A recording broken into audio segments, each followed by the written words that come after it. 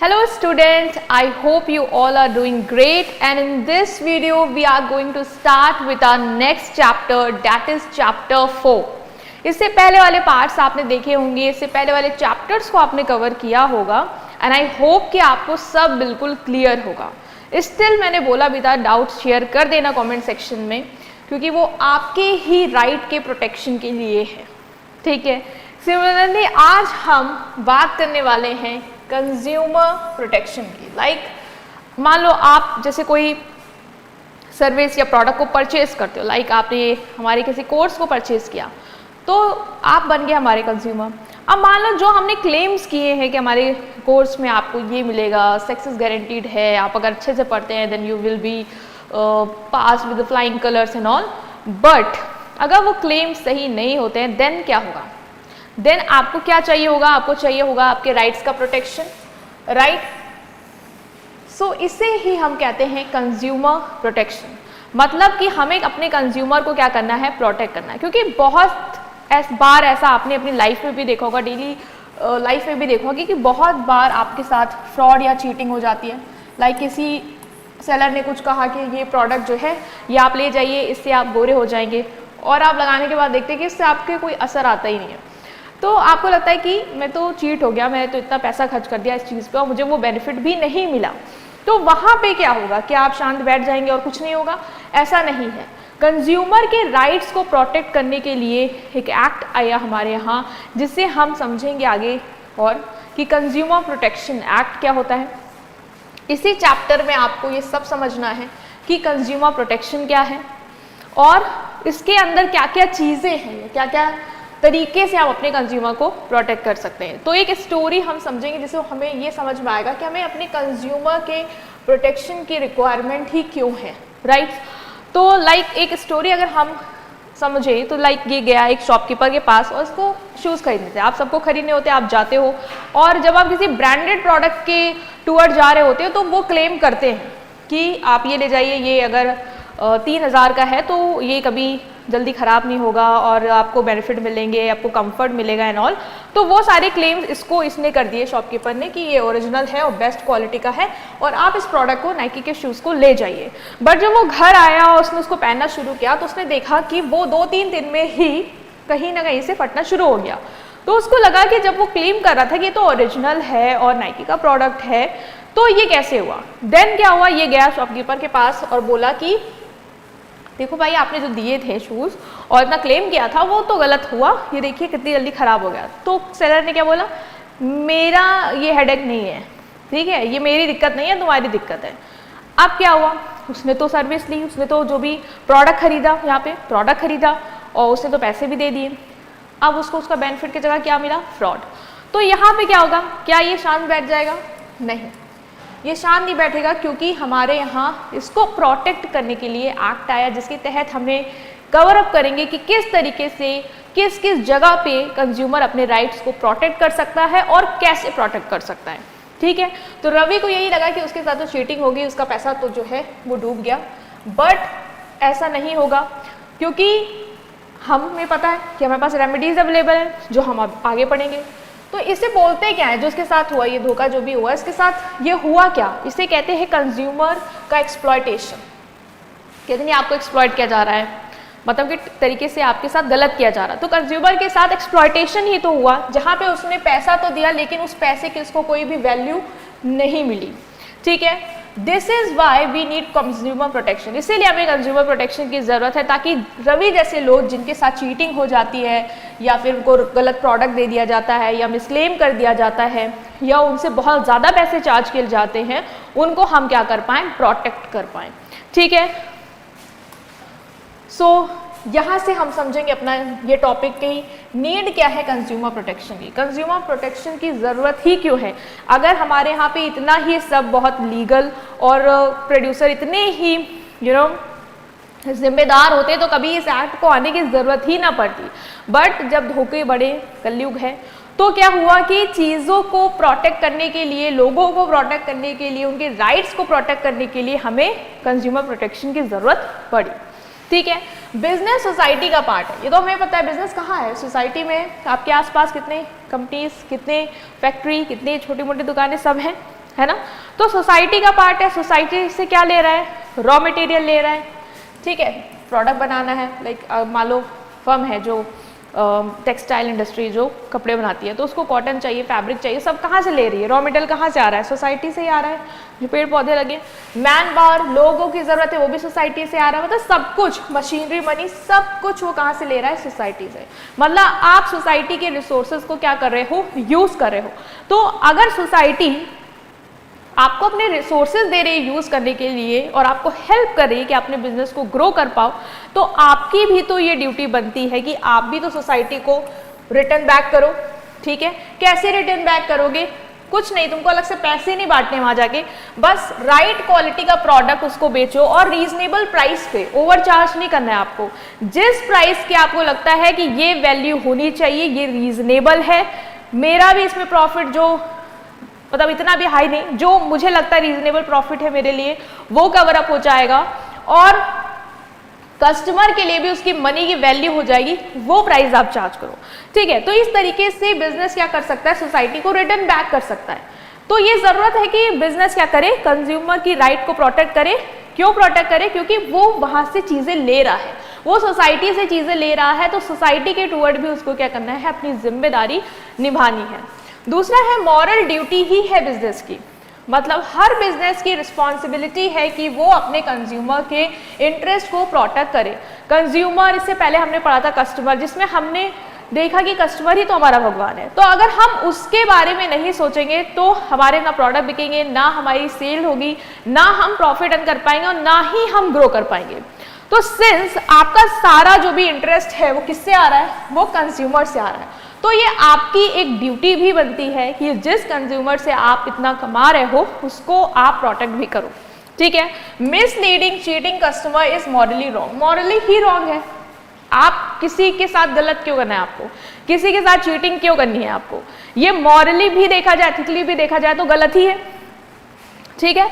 तो इस वजह से भी क्या करना है, हमें अपने कंज्यूमर के साथ गलत नहीं करना है, उसको प्रोटेक्ट करना है, ठीक है। तो ये हमने यहाँ पे कवर किया, एक मिनट, कि क्या जरूरत है, हमने 2 पॉइंट जो है वो यहाँ पे कवर करें। नेक्स्ट जो है आपका वो है main M of business.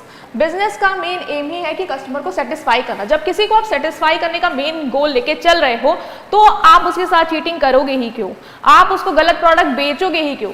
Satisfaction customer को कब मिलेगा, जब उसको आप राइट प्रोडक्ट राइट प्राइस पे राइट टाइम पे दे रहे हो। और अगर आप वहां पे उसको मिसलीड कर रहे हो, रॉन्ग प्रोडक्ट दे रहे हो, तो मतलब ही हो गया ना कि आप उसके साथ गलत कर रहे हो। तो जब आपका गोल ही है मेरे कस्टमर को सेटिस्फाई करना, तो सेटिस्फाई करो ना, सही तरीके से करो, गलत क्यों करना है।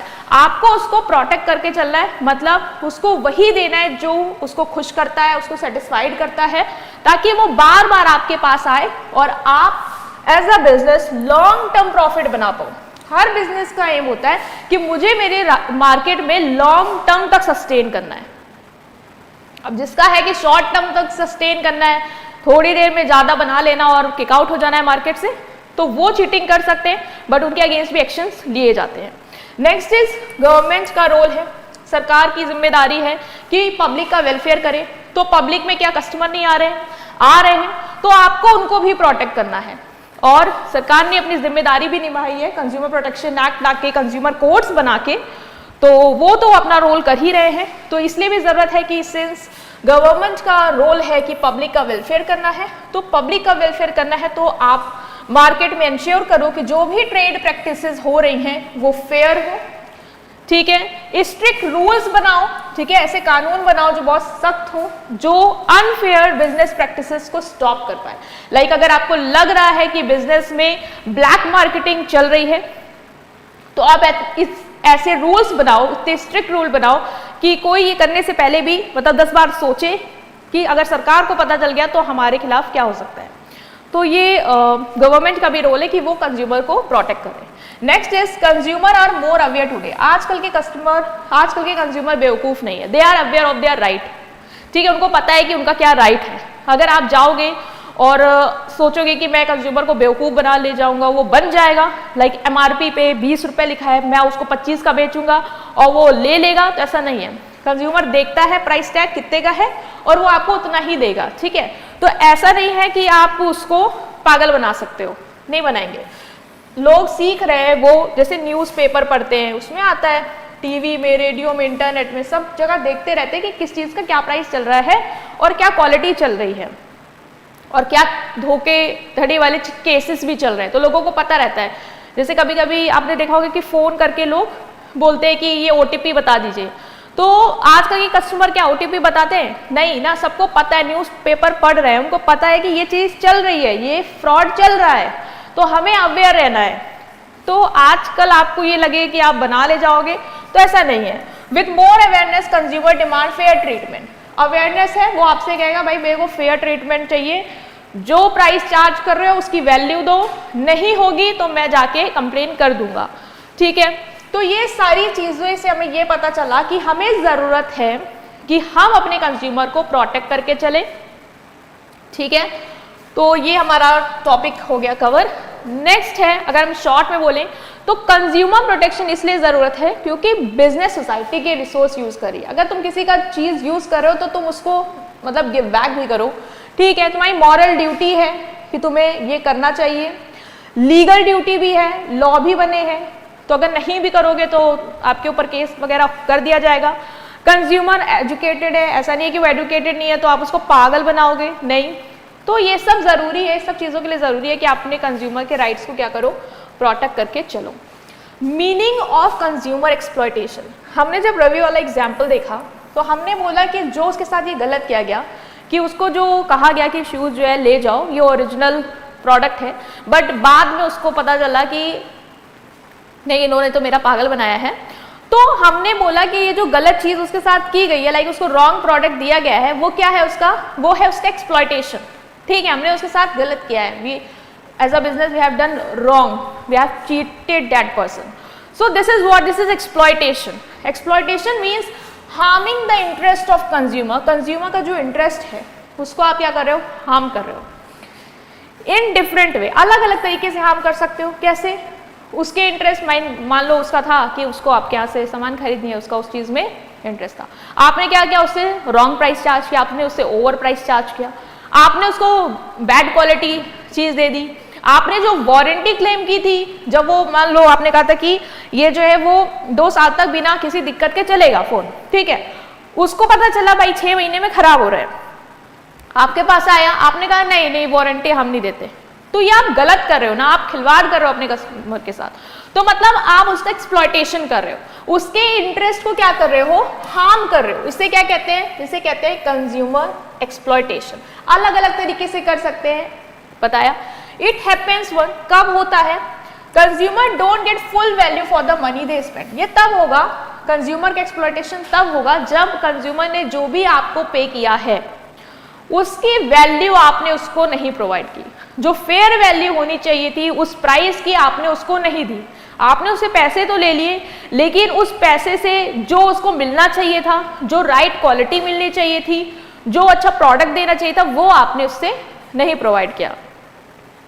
ट्रेडर और manufacturer cheat by being dishonest. Trader वगैरह सब ये लोग क्या करते हैं, डिसऑनेस्टी के साथ चीट करते हैं। जो भी अभी एग्जाम्पल दी वो सारी चीज़ें याद रखना। Selling poor quality product, like बेकार प्रोडक्ट हाई प्राइस में बेच रहे हो, क्या उसकी वैल्यू उतनी है, आपको भी पता है नहीं है, बट फिर भी आप उससे हाई प्राइस चार्ज कर रहे हो, तो आप गलत ही तो कर रहे हो, ठीक है।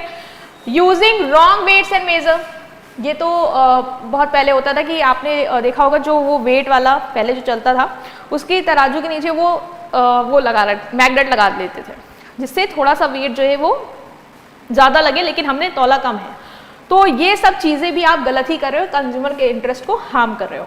Giving false information through advertisement. Advertisement में आजकल जो क्लेम्स देते हैं लोग कि आप इसको, जैसे आजकल कोलगेट टीथ वाइटनिंग, ये सब जो एड्स हैं कि इसको यूज़ करने से आपके दांत एकदम मोती की तरह चमकेंगे। किसी के चमके हो तो ज़रूर बताना किस प्रोडक्ट से चमके, बट ऐसा होता नहीं है। मतलब ये लोग कहीं ना कहीं क्लेम करते हैं और नीचे देते भी हैं, टर्म्स एंड कंडीशन डाल देते हैं जिससे उन पर कोई बात ना भी आए। तो फॉल्स इन्फॉर्मेशन अगर दे रहे हो एडवर्टीजमेंट के थ्रू, तो ये भी आप कंज्यूमर का एक्सप्लॉयटेशन कर रहे हो, क्योंकि मनी वैल्यू तो आप उससे उस चीज की ले रहे हो जितना आप क्लेम कर रहे हो, बट क्या आप उसको वो प्रोवाइड कर रहे हो? नहीं कर रहे हो। तो you are doing wrong, you are playing with the interest of consumer. So ये नहीं करना है आपने। Next is type of consumer exploitation. किस किस तरीके से हम अपने कंज्यूमर को एक्सप्लॉइट कर सकते हैं, या किस किस तरीके से हमारा कंज्यूमर एक्सप्लॉइट होता है। आपको नहीं करना है एक्सप्लॉइट, आपको सीखना है कि हमें कैसे नहीं करना है एक्सप्लॉइट। ठीक है, तो देखो कैसे हो सकता है ओवर चार्जिंग, मतलब कि जो चीज जितने वैल्यू की थी, लाइक मुझे पता है इस चीज की कॉस्ट, इस चीज की मैक्स टू मैक्स कॉस्ट बस 100 रुपए है, मैं अपने कस्टमर से कितना चार्ज करी हूँ? 200। तो ये क्या हुआ? ये हम उससे ओवर चार्जिंग कर रहे हैं, मतलब जितनी वैल्यू ये चीज दे भी नहीं रहा, हम उससे ज्यादा उससे पैसा मांग रहे हैं। तो इस तरीके से आप एक्सप्लॉइट करते हैं। Selling good above the maximum retail price, like कभी कभी आप देखते हो कि एमआरपी से ज्यादा लोग बेचते हैं। जैसे कोई कंज्यूमर अनअवेयर है, उसको नहीं पता है प्राइस क्या चल रहा है मार्केट में, तो अगर सेलर को पता है कि अरे इसको तो उतनी नॉलेज नहीं है, तो हम क्या करते हैं 20 वाली चीज उसको 40 में दे देते हैं और ये ले लेगा। तो ये चीज आप गलत कर रहे हो, ओवर चार्जिंग करके आप अपने कस्टमर को एक्सप्लॉइट कर रहे हो। Next is underweight. अंडरवेट मैंने बताया ना, लेस क्वांटिटी देना या वेट लेस करके उसको देना, मतलब आपको पता है 100 में 1 kg है लेकिन आप उसको 900 ग्राम दे रहे हो, तो ये इस तरीके से भी आप उसके इंटरेस्ट को हार्म कर सकते हो। Adulteration, like cheap harmful substance product में मिला दिए, लाइक मैगी में क्या आया, लीड आया, तो आपने हार्मफुल प्रोडक्ट उसमें मिला दिया just to gain your benefit, कि वो अगर अच्छा लगेगा टेस्ट में तो कंज्यूमर हमारा प्रोडक्ट परचेज करेगा। सो ये भी आप जो कर रहे हो, इससे भी आपने कंज्यूमर को एक्सप्लॉइट कर रहे हो। Next is misleading advertising. ऐसा एडवर्टाइजिंग जो मिसलीड करता है, लाइक फॉल्स इंफॉर्मेशन या फॉल्स क्लेम देता है प्रोडक्ट के बारे में। And ad says use this cream and become fair in 1 week. कैसा हो सकता है कि आप कोई क्रीम यूज करेंगे तो आप 1 हफ्ते में बहुत ज्यादा गोरे हो जाएंगे, ठीक है, आपका कॉम्प्लेक्शन बहुत ज्यादा ब्राइट फेयर हो जाएगा। ऐसा नहीं होता है, इतनी जल्दी कैसे हो जाओगे? जो नेचर ने दिया है वो चीज उतनी जल्दी नहीं हो सकती। हाँ, आप सर्जरी वगैरह या कुछ वैसा कराएं तो अलग ही चीज है, लेकिन जो एडवर्टीजमेंट ये सब दे रहा है कि मेरा प्रोडक्ट खरीदो, और जो लोग को इतना मतलब इन्फीरियरिटी कॉम्प्लेक्स दिया जाता है सोसाइटी के थ्रू, या उनको हो भी जाता है, ऑफ कोर्स सोसाइटी के थ्रू ही होता है, तो फिर वो क्या करते हैं, वो खरीद लेते हैं, वो ज़्यादा से ज़्यादा पैसा लगाने लग जाते हैं। और जो हेयर पैच वगैरह होते हैं, लोगों को लगता है मेरे बाल बहुत ज़्यादा गंजा हो गया हो, तो वो करके क्लेम है तो लगा लेते हैं, मतलब यूज़ करते हैं इनका प्रोडक्ट तो हम सही हो जाएंगे, बट ऐसा नहीं होता है। ज़रूरी नहीं है कि जो क्लेम कर रहे हैं वो हो। तो अगर आप जानते हैं एज अ सेलर कि आप जो क्लेम कर रहे हैं, एडवर्टीजमेंट में दिखा रहे हैं वो कुछ नहीं होगा मेरे प्रोडक्ट से, तो आप उसको एक्सप्लॉइट कर रहे हैं वो बेच के। Not informing consumer properly, consumer को आपको प्रॉपर्ली बताना होता है कि एक्सपायरी डेट क्या है, साइड इफेक्ट क्या है इस प्रोडक्ट के, डेंजर्स क्या है अगर आप इस प्रोडक्ट को यूज करते हैं, तो आपको इन्फॉर्मेशन देनी है। जैसे कोई प्रोडक्ट है, मेडिकल प्रोडक्ट है, तो आपको ये सब इन्फॉर्मेशन देनी है। इनफैक्ट सारे प्रोडक्ट में आपको एक्सपायरी डेट, कौन सा इंग्रेडिएंट वगैरह यूज हुआ है, वो सब इन्फॉर्मेशन देते हैं आप। तो अगर आप ये नहीं दे रहे हैं कंज्यूमर को, ताकि भाई अगर साइड इफेक्ट बता देंगे तो क्या पता नहीं लेगा, तो इसलिए हम नहीं दे रहे हैं उसको इन्फॉर्मेशन, तो आप क्या कर रहे हैं, चीट कर रहे हैं। You are exploiting the consumer, you are playing with the interest of consumer, harming the interest of consumer, right. Next is importance of consumer awareness. Consumer की अवेयरनेस की क्या इंपॉर्टेंस है? अब हमने देखा कि कंज्यूमर को किस तरीके से एक्सप्लॉइट किया जाता है, कितना उसके साथ खिलवाड़ कर सकते हैं प्रोड्यूसर और सेलर। अब आता है कि कंज्यूमर आप अवेयर रहो, आपको पता होना चाहिए कि आपके क्या राइट्स हैं, ठीक है। तो वो जो अवेयरनेस है उसकी क्या इंपॉर्टेंस है, उसकी इंपॉर्टेंस को अगर अंडरस्टैंड करें तो कंज्यूमर एक्सप्लॉयटेशन हैपेंस, कंज्यूमर का एक्सप्लॉयटेशन होता है मोस्टली इसलिए होता है क्योंकि कंज्यूमर ही अपने राइट्स के बारे में नहीं जानते। जैसे कुछ लोग गांव से आते हैं तो जो शहर वाले होते हैं सेलर, वो क्या करते हैं, इनको बेवकूफ़ बना देते हैं।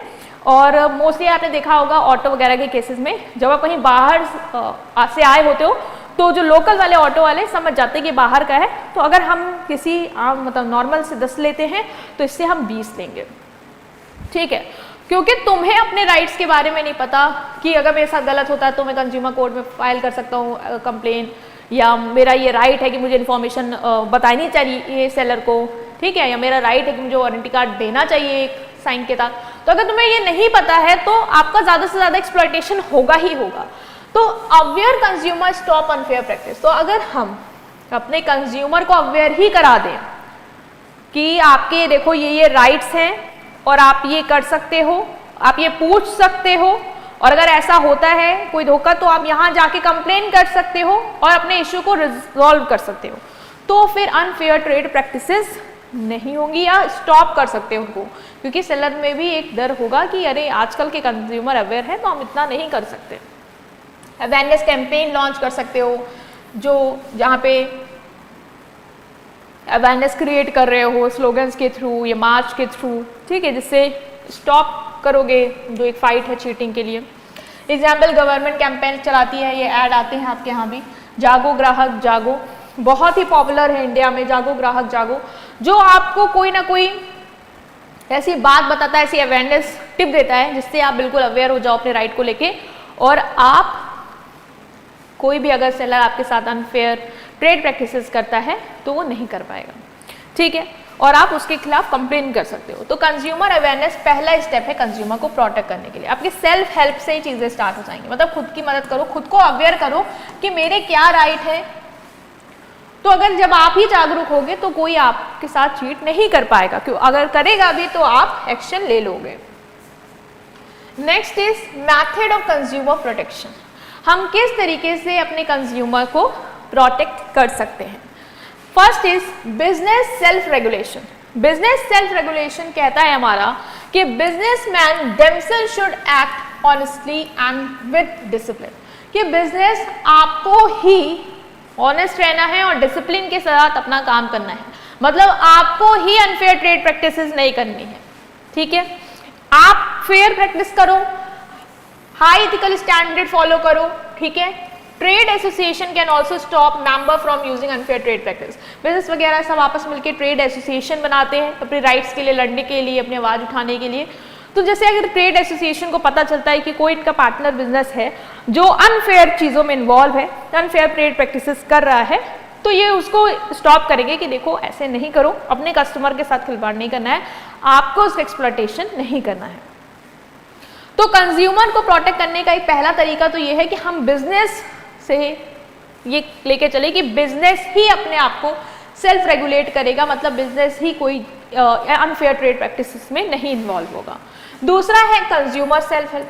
कंज्यूमर अपनी हेल्प करें, जो कि मैंने पहले बताया कि कंज्यूमर आप अवेयर रहो ना, आपके क्या राइट्स हैं आपको पता होना चाहिए, और अगर आपके साथ कोई चीटिंग होती है तो आपको कहाँ जाना है, कैसे कंप्लेन करनी है, कैसे लड़ना है, वो भी आपको पता होना चाहिए। तो कंज्यूमर आप अपनी मदद करो, आप अलर्ट रहो, आप अवेयर रहो अपने राइट्स को लेके। Self help is the best help. A consumer must check price. आप चेक करो ना प्राइस कि वो सही प्राइस कहीं ओवर चार्ज तो नहीं कर रहा है, आप चेक करो ना, आप देखो ना एक्सपायरी डेट्स, आप भी तो चेक कर सकते हो ना कि एक्सपायर तो नहीं हो गया है, हो गया है तो आप उसको रिटर्न करो, दूसरा लो, आपका राइट है एक्सपायर प्रोडक्ट ना लेने का। बिल्स, आपको लग रहा है कि वो बिल नहीं दे रहा है तो उसे बिल लो, जीएसटी बिल लो, पूछो कि कितना चार्ज किया, मुझे बिल दिखाओ, मुझे देखना है। तो ये आपके राइट्स हैं, आप अवेयर रहो कि आप ये सब चीजें कर सकते हो, और अगर नहीं हो रहा है, वो कोई चीज नहीं दे रहा है, लाइक बिल नहीं प्रोवाइड कर रहा है, तो आप समझ जाओ कि वो आपके साथ चीट कर रहा है और आप एक्शन ले सकते हो, ठीक है। इससे क्या होगा, जो बिजनेस आपके साथ चीटिंग कर सकता है वो अलर्ट हो जाएगा, वो वैसा नहीं करेगा क्योंकि उससे पता चलेगा कि आप बहुत अवेयर हो। Consumer association. Consumers can form voluntary association और ग्रुप। कंज्यूमर, बहुत सारे कंज्यूमर मिलके अपनी इच्छा अनुसार क्या कर सकते हैं, ग्रुप्स फॉर्म कर सकते हैं, और ये एसोसिएशन एक साथ मिलके क्या करेगी, लोगों को एडुकेट करेगी, ठीक है, लोगों को बताएगी कि देखो हमारे ये राइट्स हैं, ठीक है। और कोई भी जैसे किसी के साथ अगर कोई गलत हुआ या मार्केट में कुछ अनफेयर ट्रेड प्रैक्टिस चल रही है तो ग्रुप बना के आवाज एक साथ उठा के लोगों को, कंज्यूमर को प्रोटेक्ट करेंगे। तो एसोसिएशन भी एक तरीका हो सकता है कंज्यूमर को प्रोटेक्ट करने का। गवर्नमेंट रेगुलेशंस हो सकते हैं, मतलब गवर्नमेंट प्रोटेक्ट कर सकती है कंज्यूमर को। लॉ बना दिया, रूल्स बना दिए, रेगुलेशन बना दिए कि इस तहत ही हर बिजनेस को बता दिया कि आपका एक कानून है कि आपको कंज्यूमर को बिल देना है, अगर वो मांगता है आपको बिल देना है, तो रूल बना दिया है, अगर वो नहीं देगा तो हम कंप्लेंट फाइल कर सकते हैं, ठीक है। इट टेक्स एक्शन, सरकार एक्शन लेगी उनके लिए, कोर्ट्स के थ्रू या अदर अथॉरिटी के थ्रू उन बिजनेस के खिलाफ जो कंज्यूमर को एक्सप्लॉइट कर रहे हैं। तो गवर्नमेंट को भी साथ देना है, मतलब बिजनेस, पहली बात तो हमने देखा कि बिजनेस आप ही चीटिंग मत करो, कंज्यूमर आप अवेयर रहो, ठीक है, आप अपनी मदद खुद करो। हम ग्रुप्स बना सकते हैं जो देखते रहे कोई अनफेयर ट्रेड प्रैक्टिस तो नहीं हो रही, अगर हो रही है तो साथ मिलकर आवाज उठाएंगे, लोगों को एडुकेट करेंगे, अवेयरनेस फैलाएंगे, एज अ ग्रुप हम काम करेंगे, ये हम कर सकते हैं। और फोर्थ हमने देखा कि सरकार भी रेगुलेशन रूल्स ला सकती है कि ये चीजें ऐसी होनी है कंज्यूमर को प्रोटेक्ट करने के लिए, और नहीं हो रही है तो हम एक्शन लेंगे through courts and all, right. Next है हमारा कंज्यूमर प्रोटेक्शन एक्ट 2019, ठीक है। 1986 में से पहले कंज्यूमर प्रोटेक्शन एक्ट था, ऐसा नहीं है कि 2019 में चमत्कार हुआ और कंज्यूमर प्रोटेक्शन एक्ट आया, नहीं। 1986 में हमारा कंज्यूमर प्रोटेक्शन एक्ट, इससे पहले बहुत सारे एक्ट थे जो कंज्यूमर के राइट्स को प्रोटेक्ट करते थे, like sales of good act हो गया, कॉन्ट्रैक्ट एक्ट हो गया, लेकिन ये जो एक्ट थे वो बहुत सारी चीज और इन्वॉल्व कर रहे होते थे, तो कंज्यूमर प्रोटेक्शन एकदम खिल के नहीं आ पा रहा था उन एक्ट्स के थ्रू।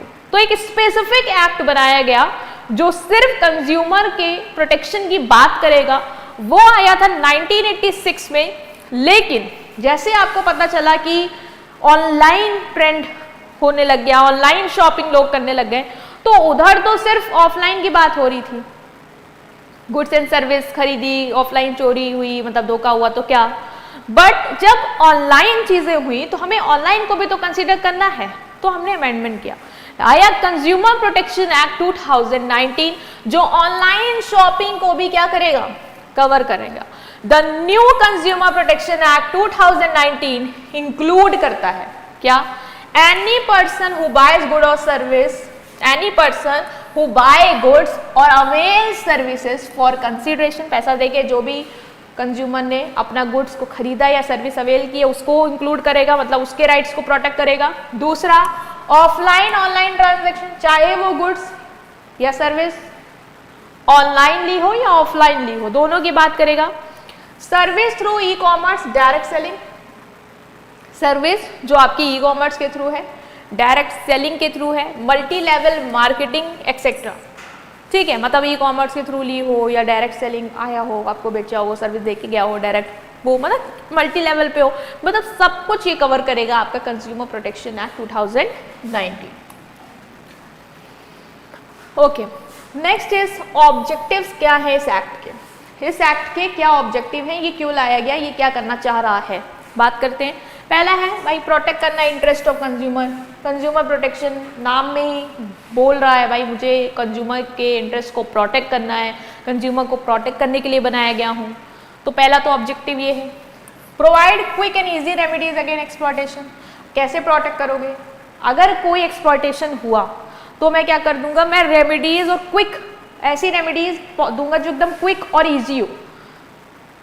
ऐसा नहीं कि हाँ चलो उसके साथ गलत हुआ, एक्सप्लॉयटेशन हुआ तो अब मैं जो भी उसका सॉल्यूशन दूंगा वो उसमें समय लगेगा, नहीं, क्विक एंड इजी। अगर मुझे लगा कि उसको गलत प्रोडक्ट दिया तो मैंने रेमेडी दी, रिफंड करो उसका पैसा, रिप्लेस करो नए के साथ, तो क्विक और इजी रेमेडी दूंगा एक्सप्लॉयटेशन होता है तो। Third is cover modern issues, मैं मॉडर्न इश्यूज भी कवर करूंगा, like online shopping, digital transaction, ऐसा नहीं है कि सिर्फ जो ऑफलाइन चीज़ें हो रही हैं वहाँ पे एक्सप्लॉयटेशन हो रहा है या वहाँ पे ही सिर्फ इंटरेस्ट को प्रोटेक्ट करूंगा, नहीं, अगर कोई ऑनलाइन भी है, ठीक है, डिजिटल ट्रांजैक्शन किया, मान लो आपने ट्रांजैक्शन किया, पैसा भेजा और सेलर ने बोला पैसा नहीं आया, नहीं हुआ रिसीव, आपके पास प्रूफ है कि यहाँ से कट गया है, तो उसमें भी मैं आपको प्रोटेक्ट करूंगा। This act give consumer more power and safety in today's changing market, बहुत ज्यादा पावर आ गई कस्टमर के पास, उसको पता है कुछ भी गलत होता है तो now I am safe, I can be in safe hands. Salient features of consumer protection act 2019 के कुछ फीचर्स के, इंपॉर्टेंट फीचर्स की बात करेंगे, इंपॉर्टेंट लिखाना अगर ये वर्ड ना याद आए। या फीचर्स ही लिखाना, टेंशन नहीं लेना है आपको। तो क्या फीचर्स है कंज्यूमर प्रोटेक्शन एक्ट 2019 के? तो बात करते हैं, पहला है social welfare law.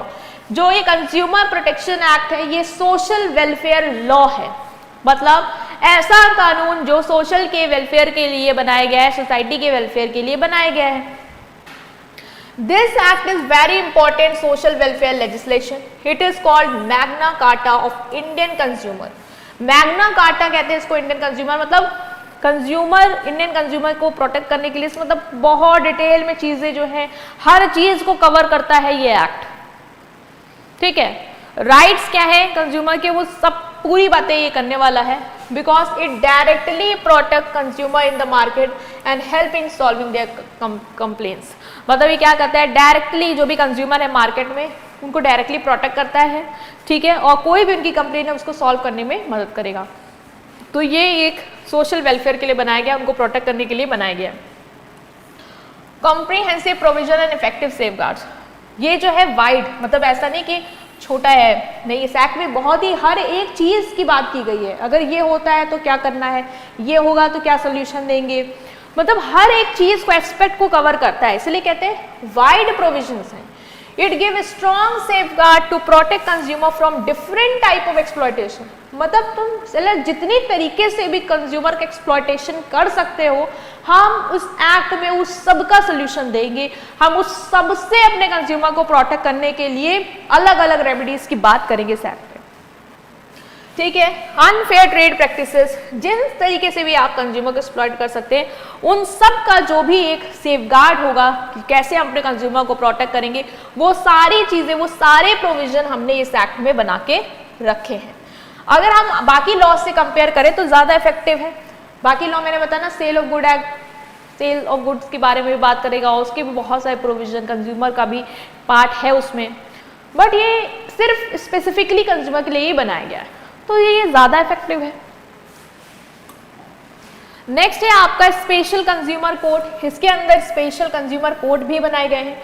This act has created special consumer code only for enforcement of consumer right which make the system more focused and efficient. इसमें क्या है, कंज्यूमर कोड, इसके एक्ट के तहत कंज्यूमर्स के लिए कोड बनाए गए, स्पेशल कोड। मतलब अगर कंज्यूमर को लगता है मेरा एक्सप्लॉयटेशन हुआ है तो वो इन कोर्ट्स में जाके क्या कर सकता है, कंप्लेन फाइल कर सकता है, और कोर्ट क्या करेगा, उसको रेमेडी प्रोवाइड करेगा। ठीक है, 3 tyre grievance redressal machinery. 3 tyre मतलब 3 लेवल पे आपके लिए सॉल्यूशन के लिए बनाया गया है फोरम। लाइक पहला हो गया आपका डिस्ट्रिक्ट लेवल, ठीक है, दूसरा हो गया आपका मिडिल लेवल जिसे हम कहेंगे स्टेट कमीशन। मिडिल लेवल पे आपके कौन है, स्टेट कमीशन बैठा है, और ऊपर वाला जो आपका है हाई लेवल, उसमें आपका टॉप लेवल कह लें नेशनल कमीशन। तो ये एक्ट 3 लेवल रिड्रेसल सिस्टम बताता है, मतलब आपने कोई कंप्लेन की तो आपकी जो कंप्लेन है वो 3 लेवल पे सॉल्व की जाएगी। 3 रिड्रेसल सिस्टम आपको दिए गए हैं। जैसे कि डिस्ट्रिक्ट फोरम आपका बेस पे, सबसे बेस में कौन है, डिस्ट्रिक्ट फोरम। आपको लगा कि मान लो 30,000 का कोई गुड्स खरीदा आपने, मतलब प्राइस देखो, वैल्यू ज्यादा नहीं होती जब किसी जो भी धोखा हुआ आपका, जिस प्रोडक्ट को लेके, सर्विस को लेके, उसकी कॉस्ट उतनी ज्यादा नहीं थी, तो सबसे पहले आप डिस्ट्रिक्ट कोर्ट में जाओगे। ठीक है, उसके लिए आप डिस्ट्रिक्ट में जाओगे क्योंकि छोटा अमाउंट है, तो अपने डिस्ट्रिक्ट पे जाओ और बताओ कि मेरे साथ ये गलत हुआ है। तो ये हो गया आपका डिस्ट्रिक्ट फोरम। दूसरा आपका आता है स्टेट कमीशन। स्टेट कमीशन के पास कब जाते हैं, जैसे मान लो कि जो आपकी डिस्ट्रिक्ट वाले में लिमिट सेट रखी है कि प्रोडक्ट जो है वो ज़्यादा महंगा नहीं है, ठीक है, लिमिट आप इतना डिटेल में भी नहीं जा रहे, लिमिट जैसे कोई सेट कर ली कि 30,000 के गुड्स तक ही मेरे तक आना है, 30,000 के ऊपर हो गया तो आप कहाँ जाओगे, स्टेट कमीशन पे जाओगे। दूसरा, अगर आपको डिस्ट्रिक्ट वाले ने कोई सोल्यूशन दिया, जैसे उसने बोला कि प्रोडक्ट को रिप्लेस करवा दिया जाएगा, ये उसने रेमेडी दे दिया आपको, आपके साथ जो धोखा हुआ, बट आपको सेटिस्फेक्शन नहीं मिला, आपको लगा नहीं ये नहीं होना चाहिए था, मेरा पैसा रिफंड होना चाहिए था, तो मैं क्या करूंगी, मैं स्टेट कमीशन के पास जाऊंगी, फिर ऊपर फाइल करूंगी अपनी कंप्लेन कि ये मेरा केस है और यहाँ का जो डिसीजन है मैं सेटिस्फाइड नहीं हूँ, आप इसको दोबारा से देखो और मुझे रेमेडी प्रोवाइड करो। ठीक है, अगर स्टेट कमीशन के भी डिसीजन से सेटिस्फाइड नहीं हो तो कहाँ जाओगे, नेशनल कमीशन में जाओगे, ये आपका दिल्ली में है। तो इस तरीके से आपका जो भी ग्रीवियंस होगा, जो भी दुखना होगा आपका, उसको रीएड्रेस किया जाएगा अलग अलग लेवल पे ऑर्गेनाइज और सिस्टमैटिक मैनर में, ठीक है। Next is simple and inexpensive. The process under this act is very simple and low cost, ठीक है। जो भी प्रोसेस है कि हमें अपने कंज्यूमर को प्रोटेक्ट करना है, कंज्यूमर को खुद को प्रोटेक्ट करना है, तो उसका जो प्रोसेस है इस एक्ट के तहत वो सिंपल है। ऐसा नहीं कि बहुत ही ज़्यादा कॉम्प्लेक्स है कि आपको 10 जगह घूमना होगा, टहलना होगा, तो आप सोचोगे यार क्या कंप्लेन करनी है, ठीक है अब हो गया। नहीं, सिंपल प्रोसेस, आपको एप्लीकेशन फाइल करनी है, कंप्लेन को इजीली फाइल कर सकते हो, लॉयर वॉयर हायर करने की जरूरत नहीं है, बस रिटर्न में आपने एक एप्लीकेशन दे दी कि मेरे साथ ये गलत हुआ है, प्रूफ वगैरह दे दिए एंड दैट्स इट, ठीक है। तो सिंपल और इनएक्सपेंसिव है। अब प्रोटेक्ट कर रहे हैं कंज्यूमर को, तो इतना अगर हम कॉम्प्लेक्स बना भी देंगे तो हम क्या ही प्रोटेक्ट कर रहे हैं, फिर तो हम उसको घुमा रहे हैं और सेलर को सपोर्ट कर रहे हैं, अनफेयर ट्रेड प्रैक्टिस को कंट्री में सपोर्ट कर रहे हैं, तो वो नहीं करना है हमें। Next is cover goods and services. Goods and services को कवर करता है, मतलब ये एक्ट ऐसा नहीं है कि सिर्फ कंज्यूमर को गुड्स खरीद रहा है उसके साथ कुछ धोखा होगा तो प्रोटेक्ट करेगा, नहीं, गुड्स के साथ तो करेगा, सर्विस के साथ भी करेगा, ठीक है। तो एक्ट कवर करता है goods and services given for consideration by any person organisation whether private public cooperative sector, मतलब वो गुड्स एंड सर्विसेज जो आपने बेचे हैं, एज अ सेलर आपने बेचे हैं अपने कंज्यूमर को, चाहे आप प्राइवेट ऑर्गेनाइजेशन हो, पब्लिक हो, कोऑपरेटिव सेक्टर, कोई फर्क नहीं पड़ता। इन सब के केसेस में भी अगर आपने धोखा किया है, चाहे आप प्राइवेट कंपनी हो, आपने अपने कंज्यूमर का एक्सप्लॉयटेशन किया, पब्लिक हो किया है, कोऑपरेटिव सेक्टर में भी हो तब भी अगर आपने किया है, तो आपको क्या है अपने कंज्यूमर को जो भी धोखे दिया तो हम उसको कवर करेंगे अपने इस एक्ट में। ऐसा नहीं है कि उसको हम नहीं कवर करेंगे कि हमने कहा कि अरे प्राइवेट कंपनी से आपके साथ एक्सप्लॉयटेशन हुआ है तो हम आपको प्रोटेक्शन नहीं देंगे, नहीं हम देंगे, ठीक है। इंक्लूड मॉडर्न ट्रांजेक्शन, इवन अगर ऑनलाइन शॉपिंग के थ्रू भी उसका कोई एक्सप्लॉयटेशन हुआ है तो हम उसको भी कंसीडर करेंगे, राइट। टाइम फ्रेम, ये एक्ट फिक्स करता है time limit for the disposal of case, कब तक केस सॉल्व हो जाना चाहिए, उसके लिए ये एक्ट एक लिमिट भी तय कर देता है। ऐसा नहीं कि कंज्यूमर कोर्ट आपको घुमाते रहेंगे कि अरे हम अगले बार नहीं, ये टाइम सेट हो गया कि इतने, मान लो 30 डेज में आपका ये जो भी इशू है आपको रिजॉल्व करना है कोर्ट, तो वो उस टाइम पे रिजॉल्व करेगा, ठीक है। तो कंप्लेन क्विकली सॉल्व हो जाती है इसीलिए, और कंज्यूमर को जस्टिस भी जल्दी मिल जाता है। Class action, the act allow one consumer to file a complain on the behalf of group of consumer who are facing the same problem. मान लो एक कंपनी ने डिफेक्टिव हेलमेट्स बेचे हैं या एडल्ट्रेटेड मशीन बेची है और वो 1000 ऑफ लोगों ने खरीद ली थी, तो क्या 1000 ऑफ लोग अलग अलग जाके कोर्ट में अपनी कंप्लेंट फाइल करेंगे? नहीं, एक कंज्यूमर भी, एक ब्रांड जो भी है उसका नाम लिख के कि इसने जितने भी प्रोडक्ट जितनों को भी बेचे सब डिफेक्टिव थे, तो वो भी सबके बिहाफ पे क्या कर सकता है, कंप्लेंट फाइल कर सकता है, ठीक है। तो क्लास एक्शन भी ये एक्ट आपको अलाउ करेगा कि आपको लेना है तो आप ले सकते हो। Check on unfair trade practice, अगर कोई अनफेयर ट्रेड प्रैक्टिस हो रही है तो ये एक्ट उस पर भी नजर रखता है, ठीक है। ये एक्ट अलाउ करता है कंज्यूमर को कि वो कंप्लेंट फाइल करेंगे अनफेयर ट्रेड प्रैक्टिस। मान लो उनके साथ कोई अनफेयर ट्रेड प्रैक्टिस हुई है, लाइक उनको मिलावट वाला कोई गुड दिया है या एडवर्टीजमेंट में जो दिखाया गया प्रोडक्ट बिल्कुल वैसा नहीं निकला, वेट ओवर प्राइस करा है, उसको ज़्यादा पैसे मांगे हैं प्रोडक्ट के, या जो वेट है वो शॉर्ट करा, मतलब कि जो आपको वेट करना था ना जितना आ रहा था उतना नहीं, उससे कम पे तौल के दिया है। तो ये सारी चीज़ें अगर आपके साथ हुई हैं, अनफेयर ट्रेड प्रैक्टिसेस हुई हैं, जो भी हम आगे डिटेल में पढ़ेंगे, तो आप यहाँ पे कंप्लेंट फाइल कर सकते हो इस एक्ट के तहत। Next is check on over charging, consumer complaint file कर सकते हैं अगर उन्हें लगता है कि सेलर ने उनसे MRP से जो मेंशन है प्रोडक्ट में उससे ज़्यादा प्राइस चार्ज किया है। कंज्यूमर प्रोटेक्शन काउंसिल, इस एक्ट के तहत कंज्यूमर प्रोटेक्शन काउंसिल्स बनाई गई हैं। ये काउंसिल जो है वो सेंट्रल, स्टेट और डिस्ट्रिक्ट लेवल, हर लेवल पे बनाई गई हैं। इनके पास कोई लीगल पावर तो नहीं है, लेकिन ये कंज्यूमर के राइट और अवेयरनेस को स्प्रेड करने में अपना रोल प्ले करती हैं। ये जो भी काउंसिल हैं ये क्या करती हैं, कंज्यूमर के राइट्स को प्रोटेक्ट करने के लिए अवेयरनेस कैंपेन चलाना, कंज्यूमर को उसको बताना कि आपकी ये राइट्स हैं और बिल्कुल अवेयर रहो। तो हर लेवल पे, चाहे वो डिस्ट्रिक्ट हो, स्टेट हो या आपका सेंट्रल लेवल हो, ये काउंसिल काम कर रही है अपना। Next is establishment of CCPA, 2019 act ने एक आपकी अथॉरिटी, एक बॉडी क्रिएट करी जिसका नाम है सेंट्रल कंज्यूमर प्रोटेक्शन अथॉरिटी। ये बॉडी क्या करती है, ये रेगुलेटर की तरह काम करती है, मतलब कि मार्केट में बिल्कुल देखती रहती है कि कहीं कोई अनफेयर ट्रेड प्रैक्टिस तो नहीं हो रही है, और प्रोटेक्ट करती है कंज्यूमर के राइट्स को।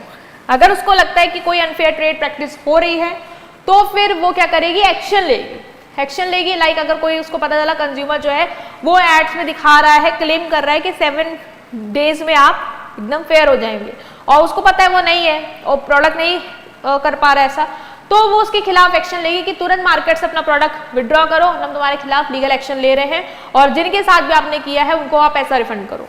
तो ये एज अ रेगुलेटर काम करती है, मतलब देखती रहती है कि मार्केट में कहीं कोई अनफेयर प्रैक्टिसेस तो नहीं हो रही है। बिल्कुल अलर्ट मोड में ये जो भी आपकी CCPA है, अथॉरिटी है, वो वर्क कर रही है। ठीक है, तो इस एक्ट के तहत इसको भी स्टैब्लिश किया गया है। कंज्यूमर प्रोटेक्शन काउंसिल भी है हमारे, और CCPA भी है जो कंज्यूमर के राइट्स को प्रोटेक्ट करने का काम कर रही है। ठीक है, तो हमने ये डिस्कस किया अभी तक कि कंज्यूमर को प्रोटेक्ट करने के लिए जो एक्ट आया, कंज्यूमर प्रोटेक्शन एक्ट, वो क्या है और वो किस किस लेवल पे क्या क्या चीजें अपने अंडर इन्वॉल्व कर रहा है और वर्क कर रहा है। नेक्स्ट आता है कि कंज्यूमर के राइट्स क्या होते हैं। हमने इतना तो कहा कि हमें कंज्यूमर के राइट्स को प्रोटेक्ट करना है। ठीक है, तो वो राइट्स कौन कौन से हैं उसको भी डिस्कस करते हैं। पहला है right to safety. Right to safety मतलब consumer have the right to protected from goods and services that are harmful. मतलब सेफ्टी का राइट है आपको। अगर आपको कोई ऐसे गुड्स और सर्विस बेचे गए जो आपको हार्मफुल है, आपकी हेल्थ के लिए या आपके लिए हार्मफुल है, तो वो अगर ऐसा हो रहा है तो आपको वहां से प्रोटेक्ट किया जाएगा। ठीक है, जैसे कि मान लो एक गैस सिलेंडर है, वो लीक कर रहा है और फट जा रहा है, या मेडिसिन जो है जिसके हार्मफुल साइड इफेक्ट है, तो कंज्यूमर के पास राइट है कि वो क्या कर सकता है, सेलर के अगेंस्ट एक्शन ले सकता है। तो ये मेरा राइट है कि मेरे पास राइट है कि मैं सेफ्टी का राइट रखता हूँ कि अगर मेरे साथ कोई ऐसी चीज हो रही है जो मेरे लिए हार्मफुल है तो मैं उसके खिलाफ क्या कर सकता हूँ, कंप्लेन कर सकता हूँ। Next is right to be informed. मेरा ये राइट है कि मुझे इन्फॉर्मेशन दी जाए, कंज्यूमर को फुल इन्फॉर्मेशन दी जाए कि प्रोडक्ट की क्वालिटी क्या है, क्वांटिटी क्या है, इसमें कौन कौन से इंग्रेडिएंट शामिल है। लाइक अब चिप्स का पैकेट भी अगर अभी बैठ के खा रहे हो तो देखो उसके पीछे पूरा इंग्रेडिएंट लिखा है कि कितने ग्राम ये यूज हुआ है, ये शुगर है नहीं है, सब कुछ मेंशन होगा। प्राइस, एक्सपायरी कब हो जाएगा, रिस्क कोई है कि मान लो कि जो ब्यूटी प्रोडक्ट्स होते हैं उसमें लिखा रहता है कि हो सकता है कि आप उसको जरा सा सैंपल टेस्ट करो, हो सकता है आपको एलर्जिक हो, अगर ऐसा होता है तो आप तुरंत उसको धुल के आसपास के किसी डॉक्टर को कंसल्ट भी कर लो। तो ये क्या है, ये आपको बिल्कुल अवेयर मतलब इंफॉर्मेशन दे रहा है कि अगर साइड इफेक्ट भी है तो मैं भी बताऊंगा वो भी कि देखो ये हो सकता है तो इसमें ये भी करना है और बड़े लेवल पे वो भी कर लेना। लाइक धुल लेना, देख लेना सही हो गया, नहीं होता डॉक्टर के पास भी चले जाना। तो मतलब मैं पूरी इंफॉर्मेशन दूंगा। तो कंज्यूमर के पास राइट है कि वो पूरी इंफॉर्मेशन उसको मिले। ठीक है, जैसे कोल्ड ड्रिंक बॉटल है वो क्लियरली मेंशन करता है एक्सपायरी डेट क्या होगी, अगर नहीं करता इसका मतलब वो उसके राइट्स के साथ क्या कर रहा है, उसको वायलेट कर रहा है। Right to be assured, right to be assured मतलब राइट टू चूज। अब कंज्यूमर के पास राइट है ना कि वो चूज कर सकता है। गर्ल्स के पास तो राइट है ना कि उसको ये ड्रेस चाहिए, ये कलर चाहिए, ये कलर नहीं चाहिए। तो आपके पास पूरा राइट है कि आपको क्या चूज करना है। आपको वैरायटी ऑफ प्रोडक्ट में ऐसा नहीं है कि बोल दिया कि नहीं आपको बस यही लेना है। अगर कोई आपको ये बोल दे कि नहीं आपको बस यही लेना है तो वहां पे आपका राइट क्या हो रहा है, वॉयलेट हो रहा है। समझ जाना, आपको ये राइट दिया गया है कि आप चूज कर सकते हो। Consumers should get access to variety of good and fair price. They should be not be forced to buy only one brand of product. मतलब कोई भी शॉपकीपर ये नहीं कह सकता कि सिर्फ यही डिटर्जेंट परचेस करो, अदरवाइज मैं आपको और कुछ दिखाऊंगा भी नहीं होना कि कुछ खरीदने दूंगा। तो ऐसा नहीं कर सकते आप। राइट टू बी हर्ड, हर कंज्यूमर के पास राइट है कि उसने जो भी कंप्लेन की है उसको सुना जाए फोरम में प्रॉपर्ली। मतलब जो कंज्यूमर कोर्ट में गया, उसने कोई कंप्लेन की, मान लो कि मेरा लैपटॉप जो इस वारंटी में था वो नहीं चल रहा है और जो सेलर है उसको नहीं एक्सेप्ट कर रहा है, मेरा ये वारंटी कार्ड है, मतलब उसने पूरी कंप्लेंट सुनाई। तो ऐसा नहीं है कंज्यूमर कोर्ट वाले कहेंगे अरे भाई जाओ, नहीं, वो सुनेंगे और सुनने का अधिकार है उसके पास कि उसकी कंप्लेंट को सुना जाए। ठीक है, अगर मोबाइल सर्विस प्रोवाइडेड ने उसका एक्स्ट्रा बैलेंस डिडक्ट कर लिया, देन कंज्यूमर कंप्लेन करता है और कंपनी को भी सुनना पड़ेगा। मतलब कोर्ट तो सुनेगा ही, जब वो जाएगा कोर्ट तो सुनेगा ही, उसने बनाया इसलिए। लेकिन अगर कंपनी को वो कंप्लेन करता है, यहाँ पे कंपनी के सेंस में समझेंगे कि कंपनी को अगर वो कंप्लेन करता है कि अगर आपने जो ये हमें दिया ये एज पर योर क्लेम नहीं है, या आपने कहा था कि हमें एक्स्ट्रा बैलेंस मिलेगा, वो मेरे मोबाइल में अभी तक नहीं आया है, तो ऐसा नहीं कंपनी उसकी बात को नहीं सुनेगी, वो सुनेगी और ये भी है मॉरल ड्यूटी कि वो उसको सॉल्व भी करेगी। और अगर नहीं करती है देन यू बेटर नो कि आप क्या कर सकते हो, वो भी राइट आपके पास। Next is right to seek redressal. If a product और सर्विस इज डिफेक्टिव, अगर प्रोडक्ट और सर्विस डिफेक्टिव है, कंज्यूमर क्लेम कर सकता है कंपनसेशन और रिप्लेसमेंट। ऐसा होता है ना, ऑनलाइन शॉपिंग करते हो, बहुत बार आपके पास ऐसा कुछ आता है जो मतलब सही नहीं होता है, तो आप क्या करते हो, वहाँ पे ऑप्शन आता है कि आपको प्रोडक्ट रिटर्न करना है, रिप्लेस करना है, आप रिप्लेस करते हो, वो एक्सेप्ट कर लेते हैं रिप्लेसमेंट आपका। ठीक है, और मान लो कभी ऐसा भी होता है कि कुछ चीज़ खराब है और कंपनी कहती है नहीं ये नहीं आ सकता सर, हम नहीं मान सकते हैं, तो वो भी इस तरीके के भी धोखा होते हैं लोगों के साथ। जैसे कि वॉशिंग मशीन आया और वो विद इन वीक वर्क करना बंद कर दी, तो आप एज अ कस्टमर आपका राइट है कि आप रिप्लेसमेंट और रिफंड मांग लो, अनटिल अनलेस कोई कंडीशन पहले देख लो। ऑनलाइन शॉपिंग में तो मोस्टली लिखा भी रहता है कि जो है 10 डेज का ही है और 10 डेज बाद नहीं होगा। अगर ऐसा प्रोडक्ट कभी कुछ ले रहे हो तो आप पहले देख लो कि उसकी जो भी रिप्लेसमेंट टाइमिंग है और रिफंड टाइमिंग वो क्या मेंशन करते हैं। तो इसका मतलब ये है कि वो आपका राइट टू इंफॉर्मेशन तो प्रोटेक्ट कर रहे हैं, तो वहां पे आपको अपना प्रोटेक्ट करना है राइट, कि आप भी अवेयर रहो चीजों को लेके, उस हिसाब से चीजों को करो। Next is right to consumer awareness. Consumer के पास राइट है कि वो अपने राइट्स और ड्यूटीज के बारे में जाने, कैंपेन्स के थ्रू या एजुकेशन के थ्रू। जैसे कि फेमस कैंपेन चलते रहते हैं, जागो ग्राहक जागो, जो स्प्रेड करते हैं अवेयरनेस कंज्यूमर के राइट्स के बारे में हमारे भारत में। तो उसके पास ये भी राइट है कि मैं अवेयर रहूँ या मुझे अवेयर किया जाए, जो भी चीज़ें चल रही है मुझे इसके बारे में सतर्क किया जाए। तो राइट टू कंज्यूमर में क्या था, राइट टू सेफ्टी था कि हमें सेफ्टी का राइट है कि आप हमें हार्मफुल और डिफेक्ट चीज़ें नहीं देंगे जो हमारी हेल्थ के लिए हार्मफुल है, वो सब चीज़ें आपको नहीं जाए, मुझे सेफ्टी का अधिकार है। राइट टू बी इन्फॉर्म, मुझे इन्फॉर्मेशन मिले प्रोडक्ट में क्या है, कब एक्सपायर होगा, डेट क्या है, मैन्युफैक्चरिंग, मुझे सब इन्फॉर्मेशन चाहिए। राइट टू बी एश्योर्ड, मतलब मेरे पास चॉइस की राइट है कि मुझे अगर कोई चीज़ चूज करनी है तो मैं कर सकता हूँ। राइट टू बी हेड, अगर मैं कोई कंप्लेन कर रहा हूँ कंपनी को जिसका मैंने प्रोडक्ट खरीदा है तो मुझे मेरी बात सुनेगा, मेरे पास ये अधिकार है। वो नहीं सुनते हैं तो मैं कंप्लेन करूँगा उनके खिलाफ। राइट टू सीक रेड्रेसल, मतलब आपके पास ये राइट है कि आपको जो भी रेमेडी चाहिए, लाइक रिप्लेसमेंट चाहिए, रिफंड चाहिए, वो आपको मिले। और राइट टू कंज्यूमर अवेयरनेस, आपको अवेयर किया जाए कि आपकी क्या अधिकार हैं time to time through campaigns and all. तो ये भी आपके राइट्स के अंडर आ जाएगा। नेक्स्ट है कि बेसिक कॉन्सेप्ट क्या है हमारे कंज्यूमर प्रोटेक्शन एक्ट के अंदर। कंज्यूमर प्रोटेक्शन एक्ट के अंदर हमारे कौन कौन से बेसिक चीज़ें हैं, लाइक कंज्यूमर प्रोटेक्शन एक्ट जब आप पढ़ोगे तो उसमें कुछ बेसिक टर्मिनोलॉजी यूज होंगी, उनका क्या मतलब है हम सिंपली वो समझ रहे हैं। जैसे कि कंज्यूमर क्या होता है, कंज्यूमर प्रोटेक्शन एक्ट है, कंज्यूमर आ रहा है, तो कंज्यूमर है कौन ये समझना है हमें। तो कंज्यूमर कौन है, वो पर्सन जो बाय कर रहा है और यूज कर रहा है, मतलब गुड्स को बाय कर रहा है और सर्विस को यूज कर रहा है, वो person by paying money is called consumer. आप कंज्यूमर, और कंज्यूमर कैसे हो, अगर आपने कोई प्रोडक्ट खरीदा, पैसा दिया उसका, तो आप कंज्यूमर हो। ठीक है, तो दो मेन पार्ट्स होते हैं इसके। पहला कंज्यूमर ऑफ गुड्स होगा, जो पर्सन हु बाय गुड्स, या वो जो सर्विस अवेल कर रहा है उसका कंज्यूमर होगा, कंज्यूमर ऑफ सर्विस या कंज्यूमर ऑफ गुड्स। तो कंज्यूमर ऑफ गुड्स कौन है, a person who buy goods for personal use not for resale और कमर्शियल पर्सन। वो पर्सन जो गुड्स को परचेज करता है, क्यों परचेज करता है, क्यों बाय करता है, अपने पर्सनल यूज के लिए। लाइक मैंने ब्यूटी प्रोडक्ट बाय किया अपने पर्सनल यूज के लिए, अपने ऊपर लगाने के लिए, तो ये क्या है, तो यहाँ पे मैं क्या हूँ, कंज्यूमर हूँ। लेकिन अगर वही चीज मैंने बेचने के लिए खरीदी हो तो मैंने ये तो कहोगे कि हाँ मैंने तो बाय किया है, मैंने पैसा दिया है, तो मैं तो कंज्यूमर। पर्पस भी देखा जाता है, अगर पर्सनल यूज के लिए ही कर रहे हो तो ही कंज्यूमर हो। अगर आप रीसेल या कमर्शियल पर्पस के लिए कर रहे हो, बिजनेस के लिए कर रहे हो, तो फिर आप वहां कंज्यूमर नहीं कहलाओ जाओगे, ठीक है। Even if you buy goods with someone else approval, कभी कभी आपके फैमिली मेंबर्स बताते हैं अरे ये नहीं ये खरीदो, ये वाला लैपटॉप नहीं ये वाला लैपटॉप खरीदो, तो आप उनका मान के खरीद लेते हो, तो क्या मैं कंज्यूमर हुआ?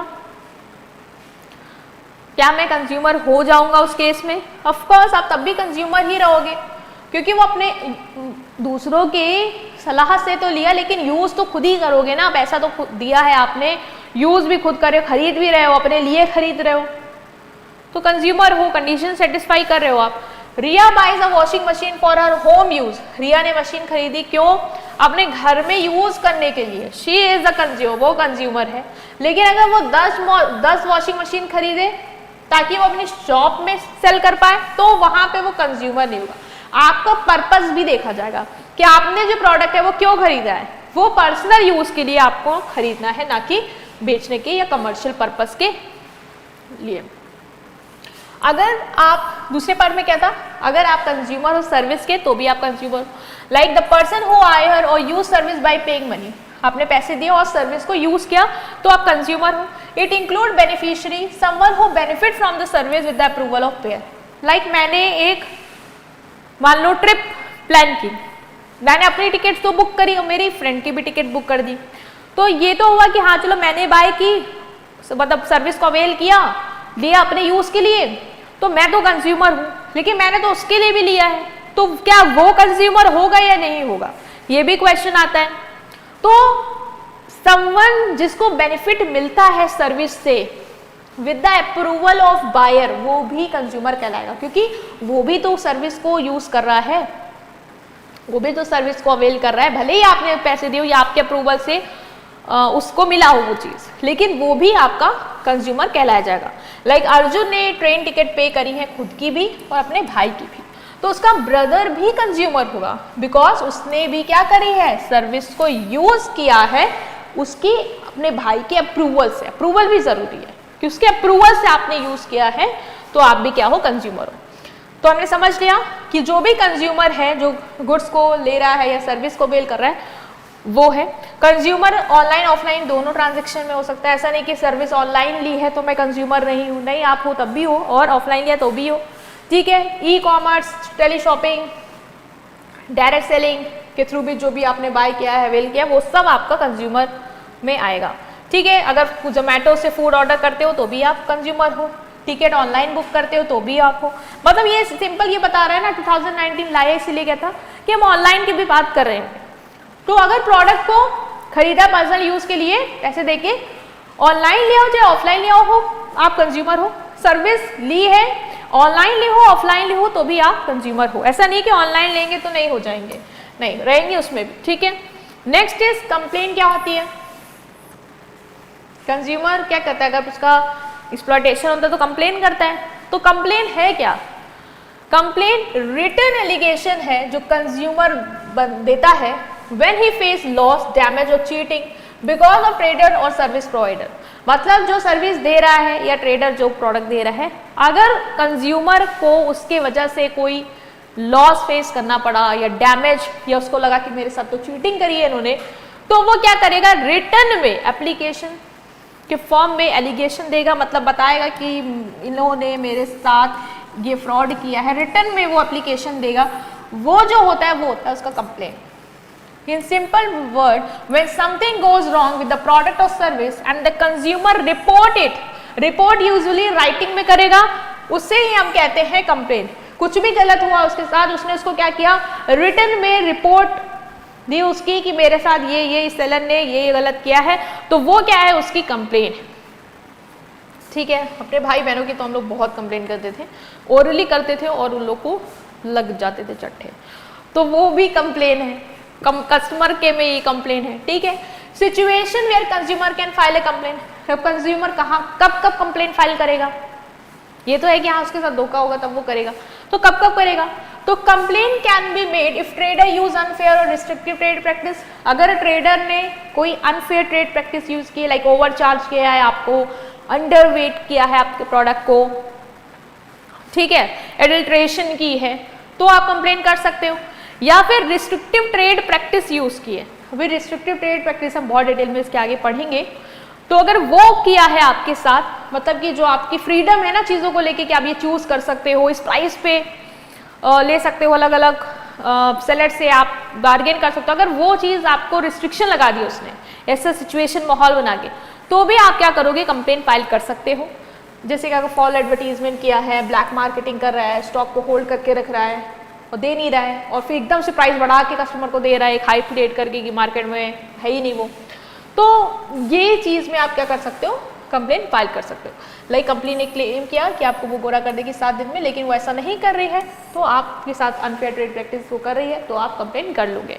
Next is can also be file when goods bought are defective. अगर डिफेक्टिव का केस है, ठीक है, तो भी आप कंप्लेन क्या कर सकते हो, फाइल कर सकते हो। मान लो आपने कुछ सीलिंग फैन खरीदा और वो चलना बंद हो गया 2 दिन के बाद, तो आप कंप्लेन कर दोगे क्योंकि प्रोडक्ट डिफेक्टिव है। सिमिलरली आपने कोई सर्विस ली और उसमें कोई कमी थी, लाइक आपने हाई स्पीड इंटरनेट के लिए पैसे दिए थे कंपनी को, लेकिन जो भी इंटरनेट आपको रिसीव हो वो बहुत ही पुअर स्पीड का है, तो भी आपके पास राइट है कि आप क्या कर सकते हो, आप कंप्लेन कर सकते हो। ठीक है, नेक्स्ट इज और कहाँ कंप्लेन करोगे, ओवर चार्जिंग हो गई है, लाइक आपसे जो प्राइस एमआरपी पे उससे ज्यादा ले लिया सेलर ने, तो आप क्या करोगे, कंप्लेन कर दोगे। फाइनली कंप्लेन आप अगर कोई हजार्डस गुड है, मतलब हार्मफुल प्रोडक्ट है जो डेंजरस टू लाइफ है, तो वहां पे आप कंप्लेन कर सकते हो। मतलब अगर सेफ्टी ऑफ इंफॉर्मेशन के तहत, ठीक है, अगर आपको प्रॉपर इंफॉर्मेशन नहीं दी है, या तो दे देगा कि अगर आप इस प्रोडक्ट को यूज करते हो तो ईचिंग होगी, अगर होती है तो आप ये करो, दे दिया तो चलो ठीक है, लेकिन नहीं दी है इंफॉर्मेशन कोई भी एज सच कि इसमें ये हार्मफुल केमिकल है या एलर्जिक जो लोग हैं, जैसे कुछ मिल्क प्रोडक्ट में लिखा रहता है कि those who are allergic to lactose या लैक्टोज इंटॉलरेंट, वो इस प्रोडक्ट को यूज मत करें, तो वो इन्फॉर्मेशन दे देता है, फिर आप कर रहे हो तो आपकी गलती है ना। तो अगर ऐसा कुछ हुआ है जिसकी इन्फॉर्मेशन आपको नहीं दी है और वो डेंजरस टू लाइफ है, तो आप कंप्लेन कर सकते हो। Like selling toys made with harmful chemical, medicine without expiring date, consumer के लाइफ को रिस्क पे डाल सकती है, तो वो इसके खिलाफ क्या करेगा, वो कंप्लेन कर देगा कि मेरे साथ ये हुआ है। ठीक है, क्लास कंप्लेन क्या होती है, कंप्लेन तो समझ गए, क्लास कंप्लेन मतलब ग्रुप कंप्लेन। ग्रुप कंप्लेन मतलब जब कंप्लेन कोई एक पर्सन नहीं या एक कंज्यूमर नहीं, लेकिन ग्रुप ऑफ कंज्यूमर क्या करता है, फाइल करता है एक साथ। ये तब होता है जब बहुत सारे लोगों को सेम प्रॉब्लम से गुजरना पड़ा सेम गुड्स एंड सर्विस के केस में। तो अलग अलग, मैंने बताया था इससे पहले, अलग अलग कंप्लेन करने से बेहतर, देखो तुम्हारे साथ भी जो हुआ मेरे साथ भी वही हुआ, हजारों लोगों के साथ भी वही हुआ, क्योंकि हमने वही गुड और सर्विस को अवेल किया था उसी ब्रांड की। तो अलग अलग कोर्ट में जाके कंप्लेन करने से अच्छा, भीड़ बनाने से अच्छा सुनेगा भी नहीं। इससे अच्छा तो ये है ना कि आप एक साथ ग्रुप कंप्लेन कर दो, जैसे कहते हैं केस कंप्लेन, वो भी कहता है केस कंप्लेन कर दीजिए आप लोग, सब लोग जितने लोग भी इससे प्रॉब्लम में आए हैं, सब लोग अपना नाम मेंशन करके आप क्लेम कर दो, एज अ ग्रुप कंप्लेन कर दो, तो जो भी सोल्यूशन आएगा वो सबको एज अ ग्रुप में लेगा। सो व्हेन अ बिल्डर, जैसे बिल्डर ने प्रॉमिस किया था कि वो 100 फ्लैट जो है वो 100 फैमिलीज को डिलीवर करेगा, लेकिन वो नहीं कर पाया, तो इस केस में क्या होगा, हर फैमिली कोर्ट अलग अलग थोड़ी ना जाएगी, अरे हमको भी नहीं दिया, हमको भी नहीं दिया, एक साथ ही क्लास कंप्लेन कर देगी एक साथ। ठीक है, तो ये होगा क्लास कंप्लेन। तो कंफ्यूज मत होना कि क्लास कंप्लेन क्या, वो पढ़ा ही नहीं था। कंप्लेनेंट कौन होता है, जो कंप्लेन करता है, जैसे इनको देखो कितने गुस्से में और ये क्या कर रहे हैं, कंप्लेन कर रहे हैं, तो वो पर्सन जो कंप्लेन करता है वो होता है कंप्लेनेंट। जैसे मैंने कंप्लेन की तो मैं वही कंप्लेनेंट। ठीक है, the following person can be complainant, कौन कौन हो सकता है, कंज्यूमर खुद हो सकता है, वो खुद ही उसके साथ गलत हुआ खुद ही करेगा complain. Any voluntary consumer association हो सकती है, या जो एसोसिएशन में बताया था जो आपस में लोग वॉलंटरी मिलके एसोसिएशन बनाते हैं कंज्यूमर को प्रोटेक्ट करने के लिए, उसको अवेयरनेस देने के लिए, तो वो फाइल कर सकते हैं अगर उन्हें लगा कुछ अनफेयर ट्रेड चल रहा है। सेंट्रल गवर्नमेंट, स्टेट गवर्नमेंट को अगर लगता है मार्केट में गलत हो रहा है तो वो कर सकती है कंप्लेन। सेंट्रल अथॉरिटी सीसीपीए बताया था, ये रेगुलेटर है, मार्केट में नजर रखे हुआ है कि अनफेयर ट्रेड प्रैक्टिस तो नहीं हो रही, होगी तो ये भी कंप्लेन कर सकता है। वन और मोर कंज्यूमर हैविंग सेम इंटरेस्ट, वही क्लास कंप्लेन वाला केस वो मिलके कर सकते हैं। In case of consumer death, मान लो कंज्यूमर जिसके साथ गलत हुआ उसकी डेथ भी हो गई, तो उसका लीगल हायर और रिप्रेजेंटेटिव कर सकता है। जैसे कभी कभी क्या होता है कि मेडिसिन में एक्सपायरी डेट नहीं मेंशन तो एक्सपायर हो गई होती है, तो मान लो जिसने कंज्यूम किया वो तो नहीं रहा ना, तो जो उसके घर वाले हैं या लीगल रिप्रेजेंटेटिव वो कंप्लेन करेगा कि इसके थ्रू हमारे यहाँ ये हो गया। इन केस ऑफ माइनर के केस में, बच्चे के केस में पेरेंट्स कर देंगे या लीगल गार्जियन जो भी है उसका, वो कंप्लेन कर सकता है। तो जो कंप्लेन करता है वो होता है कंप्लेनेंट। ऐसे जो कंप्लेन जो होती है वो आपके जो कॉल सेंटर वाले होते हैं उनको आप लोग करते रहते हैं, कोई भी जैसे ऑनलाइन लेते हो तो करते हैं उधर जाके, तो बहुत सुनना पड़ता है उन लोगों को। मेरा एक्सपीरियंस भी है, ऐसे टाइम पास के लिए थोड़ा सीखने के लिए मैंने कर लिया था कॉलेज में कि चलो कुछ साइड अर्निंग होगी। भाई बहुत सुनाते हैं, मतलब ऐसा लगता है हम ही ने गलत दे दिया हो जबकि कंपनी देती है।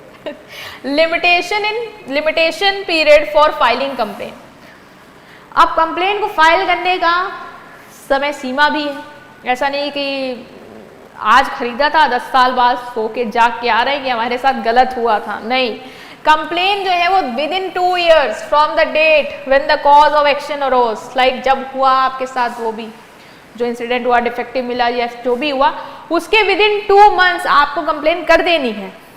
सॉरी 2 years तक चक सकते हो, कंप्लेन कर देनी है आपको।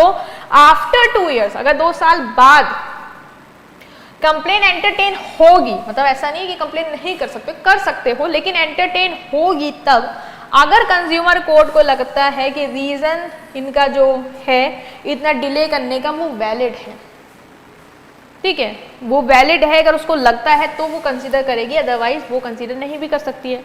Information to be included in complain. Complain में क्या क्या इंफॉर्मेशन लिखोगे? Name, description, address of complainant. मैं अगर कर रही हूँ कंप्लेन तो मेरा नाम क्या है, मैं अपने डिस्क्रिप्शन जो भी कंप्लेन है वो सब, और एड्रेस क्या है मेरा वो, और जिसके खिलाफ कर रही हूँ उसकी भी यही सब इन्फॉर्मेशन, ठीक है। मतलब डिस्क्रिप्शन जैसे कुछ होगा मेरे बारे में और डिटेल में तो वो मैं सब दूंगी। Facts relating to complain. Complain में क्या क्या चीज़ें मुझे करनी है, फैक्ट्स क्या है, किस बारे में कर रही हूँ, क्यों कर रही हूँ, वो सब। Copies of document supporting the case, like कोई बिल, वारंटी कार्ड होगा जो मेरी उस कंप्लेन को सपोर्ट कर रहा होगा कि हाँ मैं सही कह रही हूँ, वो। Relief sought by the complainant.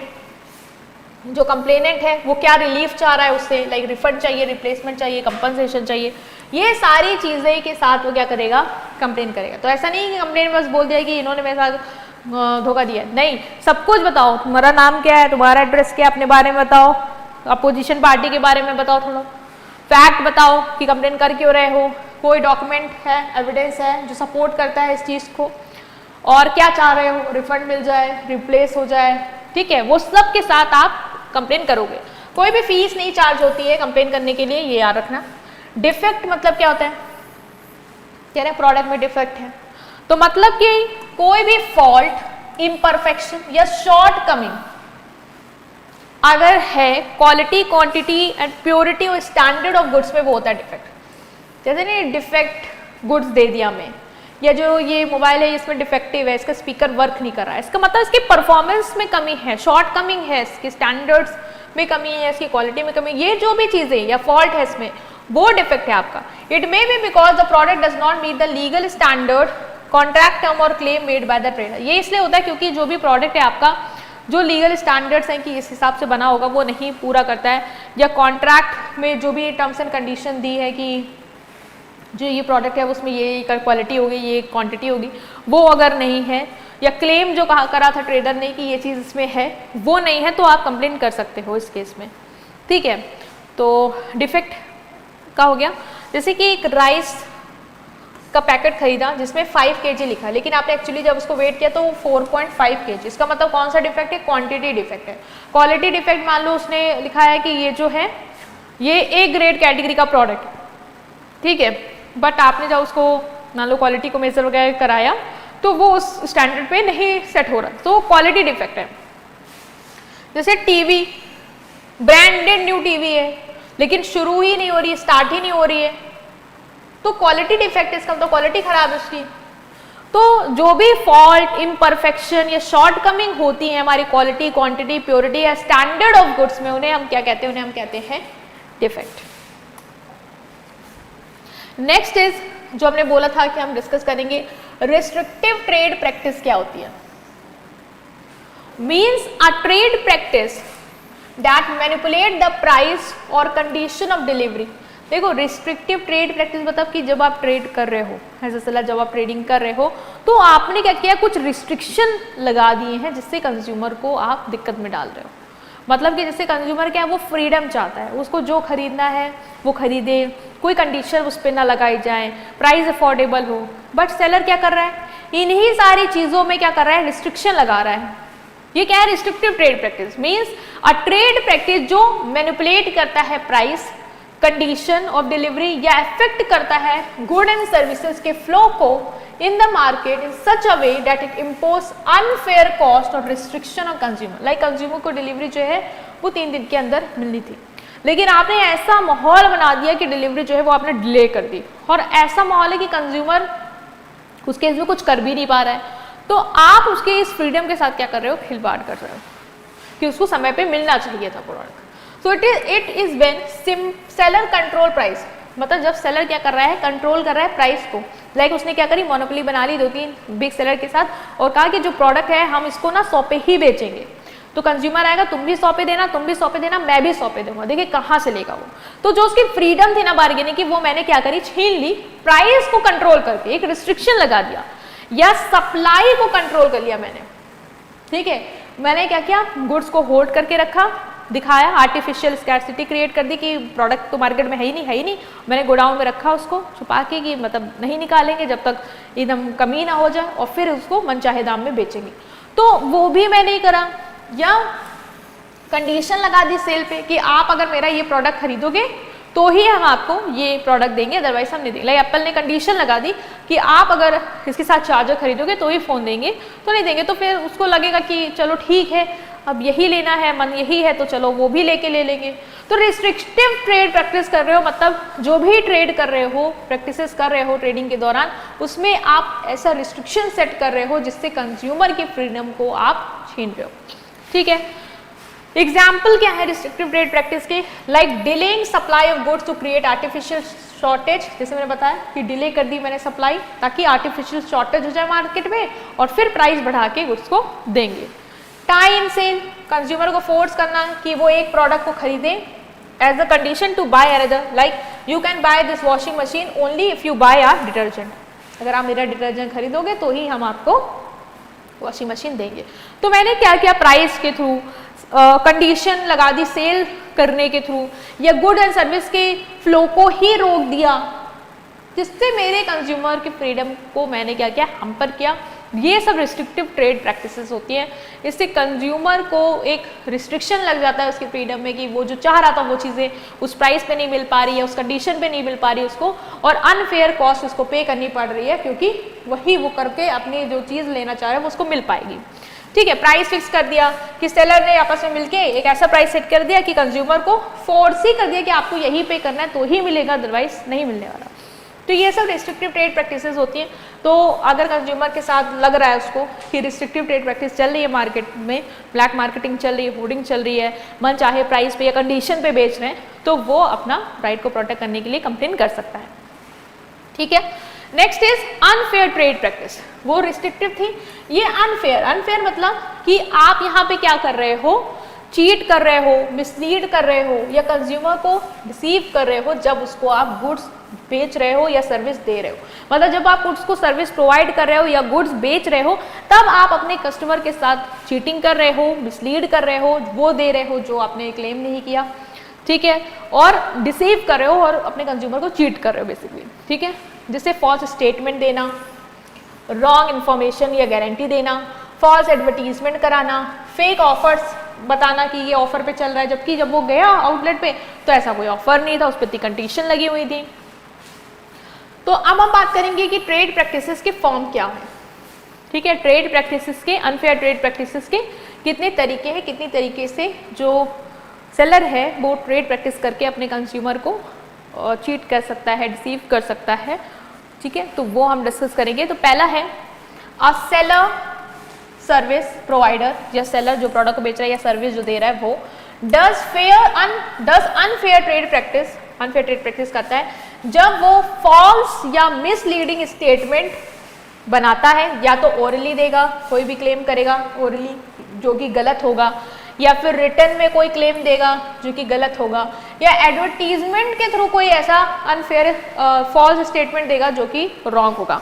तो पहला है कि फॉल्स रिप्रेजेंटेशन अबाउट गुड्स, मतलब ये तरीके हैं आपके अनफेयर ट्रेड प्रैक्टिस करने के। तो पहला होगा जब सेलर अनफेयर ट्रेड प्रैक्टिस करेगा, कैसे, कोई भी ऐसी स्टेटमेंट देके जो गलत है, वो स्टेटमेंट वो ओरली दे सकता है, रिटर्न में दे सकता है, या एडवर्टीजमेंट के थ्रू दे सकता है। अब इसमें क्या क्या आएगा, इसमें आएगा false representation about goods, like claim करना कि गुड्स में ये पर्टिकुलर स्टैंडर्ड, क्वालिटी, क्वांटिटी आपको मिल जाएगी, ये मॉडल मिल जाएगा, जबकि वो है ही नहीं अवेलेबल उस प्रोडक्ट में। जैसे कि लोकल फोन को उसने कहा कि क्या है, आईफोन मॉडल है, लेटेस्ट आईफोन मॉडल है,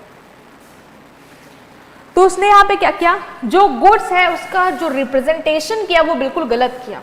मतलब गुड तो वैसा है ही नहीं, उसमें वो क्वालिटी नहीं, उसमें वो स्टैंडर्ड नहीं, वो तो लोकल है, और आप उस लोकल फोन को कह रहे हो आईफोन का लेटेस्ट मॉडल है। तो जो भी आप यहाँ पे कह रहे हो, स्टेटमेंट दे रहे हो, रिप्रेजेंट कर रहे हो गुड्स को, किसी भी एस्पेक्ट पे कर रहे हो, या क्वालिटी पे कर रहे हो, क्वांटिटी पे कर रहे हो, स्टैंडर्ड पे कर रहे हो, वो सब क्या है आपका फॉल्स है। इस तरीके से अनफेयर कर सकते हो। दूसरा है false representation about service, service के बारे में गलत रिप्रेजेंट करना, मतलब claiming service are of particular standard, ये कहना कि मेरे जो सर्विस है वो इस स्टैंडर्ड की, इस क्वालिटी और इस ग्रेड की है, जबकि वो वैसी नहीं है।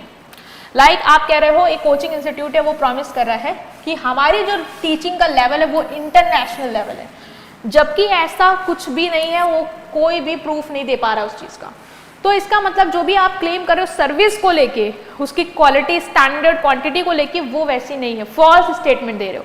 प्रोडक्ट को लेके दे सकते हो, सर्विस को लेके दे सकते हो। सेलिंग ओल्ड एज न्यू, बहुत लोग कहते हैं कि selling rebuild, second hand, renovated और recondition good as brand new. बहुत लोग क्या कहते हैं कि ओल्ड कार, ओल्ड फोन को रिनोवेट करा के उसको ऐसा शोकेस करते हैं कि ये नया है, और कंज्यूमर से उस नए का प्राइस ले लेते, जबकि वो सेकेंड हैंड था। तो ये भी एक तरीका है अनफेयर ट्रेड प्रैक्टिस का। फॉल्स स्पॉन्सरशिप या अप्रूवल, लाइक क्लेम करना कि गुड्स एंड सर्विस जो है आपके, उनके पास क्या है, स्पॉन्सरशिप है, उन्हें अप्रूवल मिला है, उनके परफॉर्मेंस है, उनका अच्छा खासा आपको बेनिफिट देखने को मिलेगा, जबकि ऐसा कुछ नहीं है। लाइक लोकल वाटर फिल्टर कहता है कि मेरा जो फिल्टर है वो WHO से अप्रूव्ड है, इस प्रोडक्ट को मेरे स्पॉन्सर किया गया है, इसको अप्रूवल दिया गया है बड़े अच्छे लेवल पे, बल्कि वो नहीं है। तो ये जो क्लेम कर रहा है, जो स्टेटमेंट दे रहा है इस चीज़ की कि मेरा जो प्रोडक्ट है उसका स्पॉन्सरशिप और अप्रूवल मिला है, वो क्या है, फॉल्स है। तो इस तरीके से आप कर सकते हैं unfair trade practice. Next is false sponsorship और अप्रूवल, मतलब कि क्लेम करना कि सेलर हैज स्पॉन्सरशिप, अप्रूवल और एफिलिएशन विद रेप्यूटेटेड ऑर्गेनाइजेशन। यहाँ पे वहाँ पे प्रोडक्ट को बता रहा था कि इसको स्पॉन्सरशिप अथॉरिटी मिली है यहाँ से, अब यहाँ पे बोल रहे हैं सेलर को मिली है, सेलर जो है उसको स्पॉन्सरशिप मिली है, अप्रूवल, या उसका एक बड़ी ऑर्गेनाइजेशन के साथ लिंक है, जबकि ऐसा नहीं है। ये क्लेम करना भी आपका अनफेयर ट्रेड प्रैक्टिस पे। लाइक शॉपकीपर डिस्प्ले कर रहा है फेक बोर्ड जिसमें उसमें लिखा है कि सैमसंग ऑथराइज डीलर, जबकि वो सैमसंग ऑथराइज डीलर नहीं है, उसको कोई अथॉरिटी नहीं दी है सैमसंग ने इस चीज़ की, या कोई स्पॉन्सरशिप या अप्रूवल नहीं मिला है उससे। तो वो जो भी स्टेटमेंट दे रहा है ना, वो ऐसा दे रहा है जो कि फॉल्स है। Next is misleading representation of need and usefulness, जो भी नीड है या यूजफुलनेस है जो प्रोडक्ट की, उसको मिसलीड करना, रिप्रेजेंट करना उस चीज़ को, जो भी आप मिसलीडिंग रिप्रेजेंटेशन करो वैसा नहीं है। मतलब फॉल्स स्टेटमेंट दे रहे हो about the need and usefulness of good and service, कि जो ये गुड एंड सर्विस से आपको ये यूजफुलनेस मिलेगी या ये आपकी इस नीड को पूरा करेगा, वो फॉल्स स्टेटमेंट दे रहे हो, जबकि वो ऐसा कुछ नहीं कर रहा है। जैसे कि टॉनिक एड जो कह रहा है कि हर चाइल्ड को ये लेना चाहिए उसकी ग्रोथ के लिए, जबकि उसकी ग्रोथ से उसमें कोई स्थान नहीं आ रहा उस टॉनिक को लेके। तो आप ये प्रोडक्ट की जो ये यूजफुलनेस है ना, उसका जो ये रिप्रेजेंटेशन दे रहे हो वो बिल्कुल गलत दे रहे हो। फॉल्स वारंटी और गारंटी, मतलब फॉल्स मिसलीडिंग वारंटी देना परफॉर्मेंस, एफिशिएंसी या लाइफ ऑफ गुड्स को लेके विदाउट प्रॉपर टेस्ट। जो भी वारंटी और गारंटी दे रहे हो किसी भी चीज़ को लेके, चाहे कि प्रोडक्ट जो है या गुड जो है उसकी परफॉर्मेंस ऐसी है, एफिशिएंसी ये रहेगी, उसकी आपने वारंटी देगी इतने साल ये इतनी अच्छी तरीके से चलेगा, वो फॉल्स दे रहे हो। कोई प्रॉपर टेस्ट वगैरह आपने नहीं किए हैं कि वो चीज़ ऐसा देगा ही रिजल्ट। लाइक बैटरी जो आपने सोल्ड की है 2 साल की गारंटी को लेके, लेकिन वो बैटरी 3 महीने में ही फेल हो गई, तो ये जो आपने इतना वारंटी और गारंटी दी ना वो फॉल्स दी। तो ये भी एक तरीका है आपका अनफेयर ट्रेड प्रैक्टिस करने का as a seller. Next is fake promises of replacement repair. कभी कभी सेलर जो है वो फेक प्रॉमिस करते हैं कि हम अरे प्रोडक्ट खराब होगा हम रिप्लेस कर लेंगे, रिपेयर कर लेंगे, और जब लेके जाते हो तो वो रिप्लेस करता है ना उसको रिपेयर करता है। तो अगर आपने ये भी किया है तो ये भी आपका अनफेयर ट्रेड प्रैक्टिस में आएगा। Misleading about price, misleading public about price of good and service, like show करना कि 15-50% ऑफ पे, जबकि एक्चुअल एमआरपी ही सेम है 50% ऑफ करने के बाद, तो आपको मिसलीड कर रहे हो ना प्राइस को लेके, उसको हाइप तो दे रहे हो 50% ऑफ है, जबकि 50% ऑफ जो भी आप दे रहे हो प्रोडक्ट का जो प्राइस है वो वही है, वो 50% ऑफ करके नहीं है, वो ऑलरेडी उतना ही था जो 50% ऑफ पे दे रहे हो। फॉल्स और misleading fact, despairing good and services of other, मतलब कि नेगेटिव इमेज बनाना दूसरे गुड्स एंड सर्विसेज की अपने गुड्स एंड सर्विसेज को अच्छा दिखाने के लिए। Like making statement to lower the image of other good and services without proof. जैसे कुछ डिटर्जेंट कहते हैं कि बाकी ब्रांड्स जो है वो क्लोथ्स को डैमेज करते हैं और हमारा ही जो ब्रांड है वो क्लोथ्स को सेफ रखता है। तो आप यहाँ पे क्या कर रहे हो, ऐसे स्टेटमेंट दे रहे हो जिससे आप दूसरे के गुड एंड सर्विसेज की इमेज को रॉन्ग प्रूव कर रहे हो, और आपके पास ऐसा कोई सबूत नहीं है कि उनके जो डिटर्जेंट है वो डैमेज करता है। क्या प्रूफ है आपके पास? कोई प्रूफ नहीं है, बट आप दे रहे हो, क्लेम कर रहे हो ताकि लोग ये सोच के आपका ले ले। जो नए होंगे उनको तो भाई पता नहीं होगा, जो उन्हें लगेगा अच्छा वो तो डैमेज करते तो चलो इनका ले लेते हैं, ये सेफ रखेगा।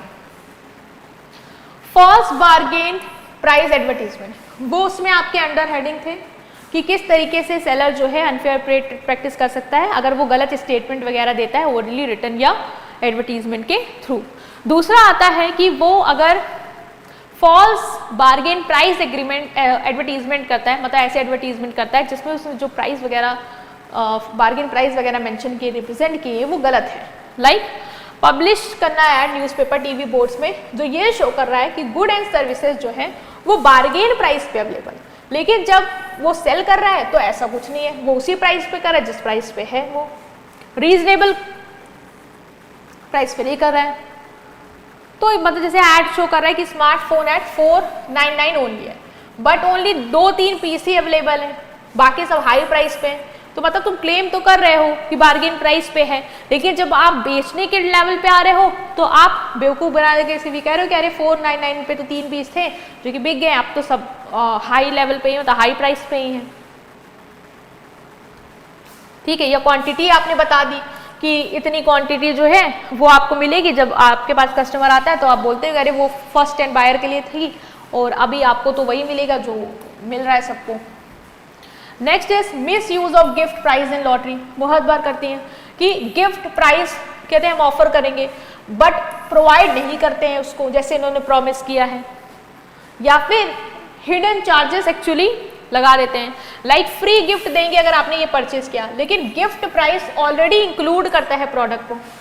लाइक जो आपने कहा ना कि एक बैग के साथ एक हम वॉलेट फ्री देंगे, लेकिन उस बैग में आपने उस वॉलेट का भी प्राइस इंक्लूड कर लिया, तो फ्री ही क्या हुआ, कुछ नहीं हुआ।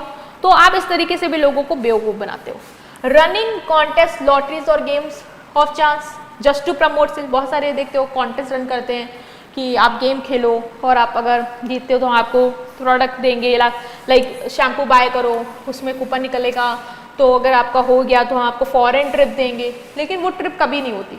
तो ये सब आप मिसयूज कर रहे हो इन सब चीज़ों का अपनी सेल को बढ़ाने के लिए, और जो भी आप यहाँ पे क्लेम कर रहे हो वो आपके फॉल्स हैं। With holding information from participant about result of scheme, like lucky draw खत्म हो गया लेकिन कंपनी ने कभी अपने विनर्स को अनाउंस ही नहीं किया कि कौन है। तो इस तरीके से आप लॉटरी प्राइज और गिफ्ट का मिस यूज करके अनफेयर ट्रेड प्रैक्टिस करके अपने कस्टमर को एक्सप्लॉइट करते हो। Next is sale of unsafe good, जो गुड्स सेफ नहीं है उनको आप सेल कर रहे हो तो ये भी अनफेयर ट्रेड प्रैक्टिस कर रहे हो। Like selling good that are dangerous to use, not complying with safety standard, like कुछ हेलमेट है जिसमें ISI मार्क नहीं है, एक्सपायर्ड मेडिसिन बेच रहे हो, या टॉयज जिसमें हार्मफुल केमिकल से बने हुए हैं, तो ये सब आप क्या कर रहे हो, अनसेफ गुड्स बेच रहे हो, तो ये भी अनफेयर ट्रेड प्रैक्टिस है। होर्डिंग और destroying goods, refusing to sell और withdraw supply of good and service to create artificial shortage and increase price. जो गुड एंड सर्विसेज आप बेच रहे थे मार्केट में, आपने क्या किया, उसको मार्केट से अपने गोडाउन में मंगा लिए और रखे रहे, जिससे क्या हुआ, पब्लिक डिमांड करेगी, उसको तो मिलेगा नहीं, फिर एकदम से हम मार्केट में लाएंगे जिससे सब लोग आ जाएंगे कि अरे मिल रहा है तो जिस प्राइस में मिल रहा है ले लो, नहीं फिर कम हो जाएगा, ये होता है। तो ये करके भी आप क्या कर रहे हो, अनफेयर प्रैक्टिसेस ही कर रहे हो। Next is manufacturing spurious goods, मतलब making and selling duplicate, fake and spurious good, ये होता है, डुप्लीकेट गुड्स बना के लोग बेचते हैं, ये क्या है, अनफेयर ट्रेड प्रैक्टिस है। डिसेप्टिक प्रैक्टिस करना सर्विसेज में, मतलब फेक मेडिसिन बेचना, डुप्लीकेट कॉस्मेटिक बेचना या फेक ब्रांडेड क्लोथ बेचना। लोग फेक ब्रांडेड शूज़ बेचते हैं, शूज़ वगैरह आप लाते हो, कहते हैं कि जो रास्ते में लोगों को लगता है ले रहे हैं तो बहुत ब्रांडेड है, कुछ नहीं होता। नॉट यूजिंग बिल और cash memo, not giving proper bill receipt for good and service, ये भी अनफेयर ट्रेड प्रैक्टिस है। जो भी आपने गुड एंड सर्विसेज बेचा उसका आपने क्या क्या प्रॉपर बिल नहीं दिया कस्टमर को। जैसे शॉपकीपर क्या कर रहा है, कॉस्टली मोबाइल फ़ोन सेल कर रहा है, लेकिन जब कोई पूछ रहा है कि बिल तो इसका, तो नहीं दे रहा, उसको पता है कि पकड़े जाएंगे कि उतने का तो वो प्रोडक्ट है ही नहीं। तो ये सब अनफेयर ट्रेड प्रैक्टिस में आएगा। Refusal to take back defective good, अगर सेलर रिफ्यूज कर दे कि हम डिफेक्टिव गुड्स नहीं लेंगे, लाइक 30 डेज का था कि हम तब लेंगे, और जब वो गया 30 डेज के अंदर ही अंदर तो उसने मना कर दिया कि नहीं हम डिफेक्टिव गुड और डेफिशिएंट सर्विस वगैरह का कोई रिफंड नहीं देने वाले या रिप्लेस नहीं करेंगे, तो ये भी आपका क्या है, अनफेयर ट्रेड प्रैक्टिस है। Miss use of consumer personal information, consumer के पर्सनल इन्फॉर्मेशन का मिस यूज, मतलब कंज्यूमर के जो पर्सनल डिटेल है उसको आप शेयर कर रहे हो बिना कस्टमर को बताए, बिना लीगल परमिशन के। लाइक बैंक आपके मोबाइल नंबर वगैरह शेयर कर दे थर्ड पार्टी से उनके प्रमोशन को सपोर्ट करने के लिए, तो ये अनफेयर ट्रेड प्रैक्टिस है। आप नहीं कर सकते कि किसी की पर्सनल इन्फॉर्मेशन को आप बिना उसकी परमिशन से शेयर कर पाओ, ये इलीगल है। नेक्स्ट इज, ये क्या हो गया हमारा, हमने पढ़ लिया कि अनफेयर ट्रेड प्रैक्टिसेस किस किस तरीके से आप अनफेयर ट्रेड प्रैक्टिसेस एक सेलर कर सकता है, और अब हम समझेंगे कि रेमेडीज कौन कौन सी हैं जो हमारे कंज्यूमर के लिए अवेलेबल हैं। Like if consumer right are violated, अगर कंज्यूमर के राइट वॉयलेट होते हैं तो they can approach consumer court, discuss किया, कंज्यूमर कोर्ट जा सकता है डिस्ट्रिक्ट, स्टेट और नेशनल लेवल पे, और रेमेडीज उसको मिल जाएंगी। क्या क्या रेमेडीज उसको मिल सकती हैं, पहला है removal of defect in goods, जो भी डिफेक्ट है गुड में उसको रिमूव किया जाए। लाइक द सेलर में भी ऑर्डर, सेलर को ऑर्डर दिया जाएगा कि आप जो गुड में डिफेक्ट है उसको हटाओ। Like car company repairing manufacturing defect in engine, like engine में मैन्युफैक्चरिंग डिफेक्ट है तो कार कंपनी को कहा जाएगा कि आपको ये करना है कि आप जो भी मैन्युफैक्चरिंग डिफेक्ट है इंजन में उसको हटाओ, ठीक है, उसको आप रिमूव करो और कस्टमर को वो चीज़ दो। रिप्लेसमेंट ऑफ गुड, एक और सोल्यूशन क्या देगा, रेमेडी देगा कि सेलर आप डिफेक्टिव गुड को क्या करो, रिप्लेस करो नए वन के साथ। मतलब कि जो भी फॉल्ट, मान लो एक रेफ्रिजरेटर लिया आपने डिफेक्टिव था, तो सेलर को कहा जाएगा कि आप जो डिफेक्टिव रेफ्रिजरेटर है उसको नए के साथ रिप्लेस करके हमारे कस्टमर को दो। तो ये सब रेमेडी मिलेंगी। जब वो कोर्ट गया तो कोर्ट ये ऑर्डर दे सकती है सेलर को कि आप इस तरीके से कस्टमर का सोल्यूशन करो। रिफंड कर दो, कुछ रिप्लेस मत करो, कुछ मत हटाओ, आप पैसा ही उसका वापस करो, तो ये भी कर सकती है कि आप उसका पैसा ही दो। Compensation for loss and inquiry, मान लो इफ कंज्यूमर को कोई फाइनेंशियल लॉस या इंजरी हो गई डिफेक्टिव प्रोडक्ट और सर्विस की वजह से, तो उसको उसका कंपनसेशन दो, ठीक है। जैसे गैस सिलेंडर वाला देखा, एक्सप्लोड हुआ तो उसको इंजरी हुई इसकी वजह से, तो उसका वो कंपनी क्या देगी, compensation. Removal of deficiency in service, service में कोई कमी है तो उसको रिमूव करने का ऑर्डर देगा कोर्ट सेलर को। The seller provider may be order to correct the deficiency, like internet provider ने कहा था कि हाई स्पीड इंटरनेट होगा लेकिन नहीं वर्क कर रहा है, तो आप इंटरनेट स्पीड को ठीक करो जैसा आपने कहा था। Discontinuance of unfair restrictive practice, कि बिजनेस में be order to stop such practice. अगर रिस्ट्रिक्टिव ट्रेड प्रैक्टिस कर रही है बिजनेस या अनफेयर ट्रेड प्रैक्टिस करी तो बिजनेस को कोर्ट ऑर्डर देगा कि ये चीज़ें आप बंद करो, ये आप नहीं करो, ठीक है। जैसे मिसलीडिंग एडवर्टीजमेंट दिखाना स्टॉप करो। Not to offer hazardous good for sale, जो भी गुड्स हेल्थ के लिए, सेफ्टी के हार्मफुल हैं उनको कोर्ट ऑर्डर देगी सेलर को कि आप उसको बेचना बंद करिए। लाइक बैन लगा दिया उन मेडिसिन में जो कि एक्सपायर हो चुकी हैं या जो सही नहीं है। Withdrawal of hazardous good from market, market से जो भी हजार्डस गुड हैं उनको विड्रॉ करिए, मार्केट से जो ऑलरेडी चल रहे हैं मार्केट से उनको बुलाइए, मंगवाइए अपने पास। जैसे टॉयज जिनमें हार्मफुल केमिकल है उनको सारे टॉयज स्टोर से हटा दिया जाए। करेक्टिव एडवर्टीजमेंट, ये भी कह सकती है वो उनको सेलर को कोट, ये जो भी एडवर्टीजमेंट आप दिखा रहे हो वो सही हो, ऐसा ऐड नहीं दिखाना है जो मिसलीड करे, ठीक है। जैसे फेयरनेस की क्रीम कंपनी फोर्स की जाती है कि आप करेक्टिव फॉल्स क्लेम करिए, ऐसे फॉल्स क्लेम जो भी फॉल्स क्लेम आपने किए उसको करेक्ट करिए। जैसे फेयर एंड लवली ने फेयर एंड लवली से फेयर हटा के ग्लो एंड लवली किया, जिससे जो फेयर वाला वो क्लेम करेगी वो सही नहीं था, तो करेक्टिव एड्स जो है वो अब चलाइए, जो पहले आप एड चला रहे थे गलत उनको हटाइए। पेमेंट ऑफ एडिक्वेट कॉस्ट कि the opposition party may be directed to pay cost of litigation of consumer, और इवन जो भी सेलर है, जो भी पार्टी है अपोजिशन जिसने धोखा दिया था कंज्यूमर को, वो उसको ये भी कोर्ट कह सकता है कि आप एडिक्वेट कॉस्ट की पेमेंट करो, मतलब कि कंज्यूमर को आपके वजह से क्या हुआ, कोर्ट आना पड़ा, उसका आने जाने का खर्चा लगा, हो सकता है लॉयर हायर करना पड़ा, उसकी फीस उसको देनी है, इवन जो भी उसको नुकसान हुआ, तो वो सारी चीज़ें आप क्या करो, पे बैक करो, ठीक है। कंपनी पे करेगा कंज्यूमर का लीगल एक्सपेंस, जो भी उसको लीगल एक्सपेंस देने पड़ गए वो सारी चीज़ें कंपनी आपकी देगी, ठीक है। तो इसको हमने कवर किया कि क्या रेमेडीज आपकी अवेलेबल हैं कंज्यूमर को जो कोर्ट उसको देती है। Okay, so now student we are going to cover this topic that is central consumer protection authority CCPA। मतलब मैंने इससे पहले आपको बिल्कुल बता दिया है कि CCPA क्या है, ठीक है। ऐसा नहीं है कि एकदम से आ गया ये क्या आ गया मैम नया चैप्टर में, नहीं। CCPA को हम डिस्कस कर चुके हैं कि सेंट्रल लेवल पे कंज्यूमर प्रोटेक्शन अथॉरिटी है, मतलब एक बॉडी है जो actively as a regulator work करती रहती है, देखती रहती है कि मार्केट में कहीं कोई अनफेयर ट्रेड प्रैक्टिस तो नहीं हो रही, कहीं कोई कंज्यूमर के साथ धोखाधड़ी तो नहीं कर रहा है, कहीं ब्लैक मार्केटिंग तो नहीं हो रही है, और अगर ऐसा कुछ मिलता है तो एक्शन लेगी और स्टॉप करवाएगी वो सारी चीजें ताकि कंज्यूमर को प्रोटेक्ट कर पाए, ठीक है। तो CCPA क्या है हमारा, क्या है CCPA?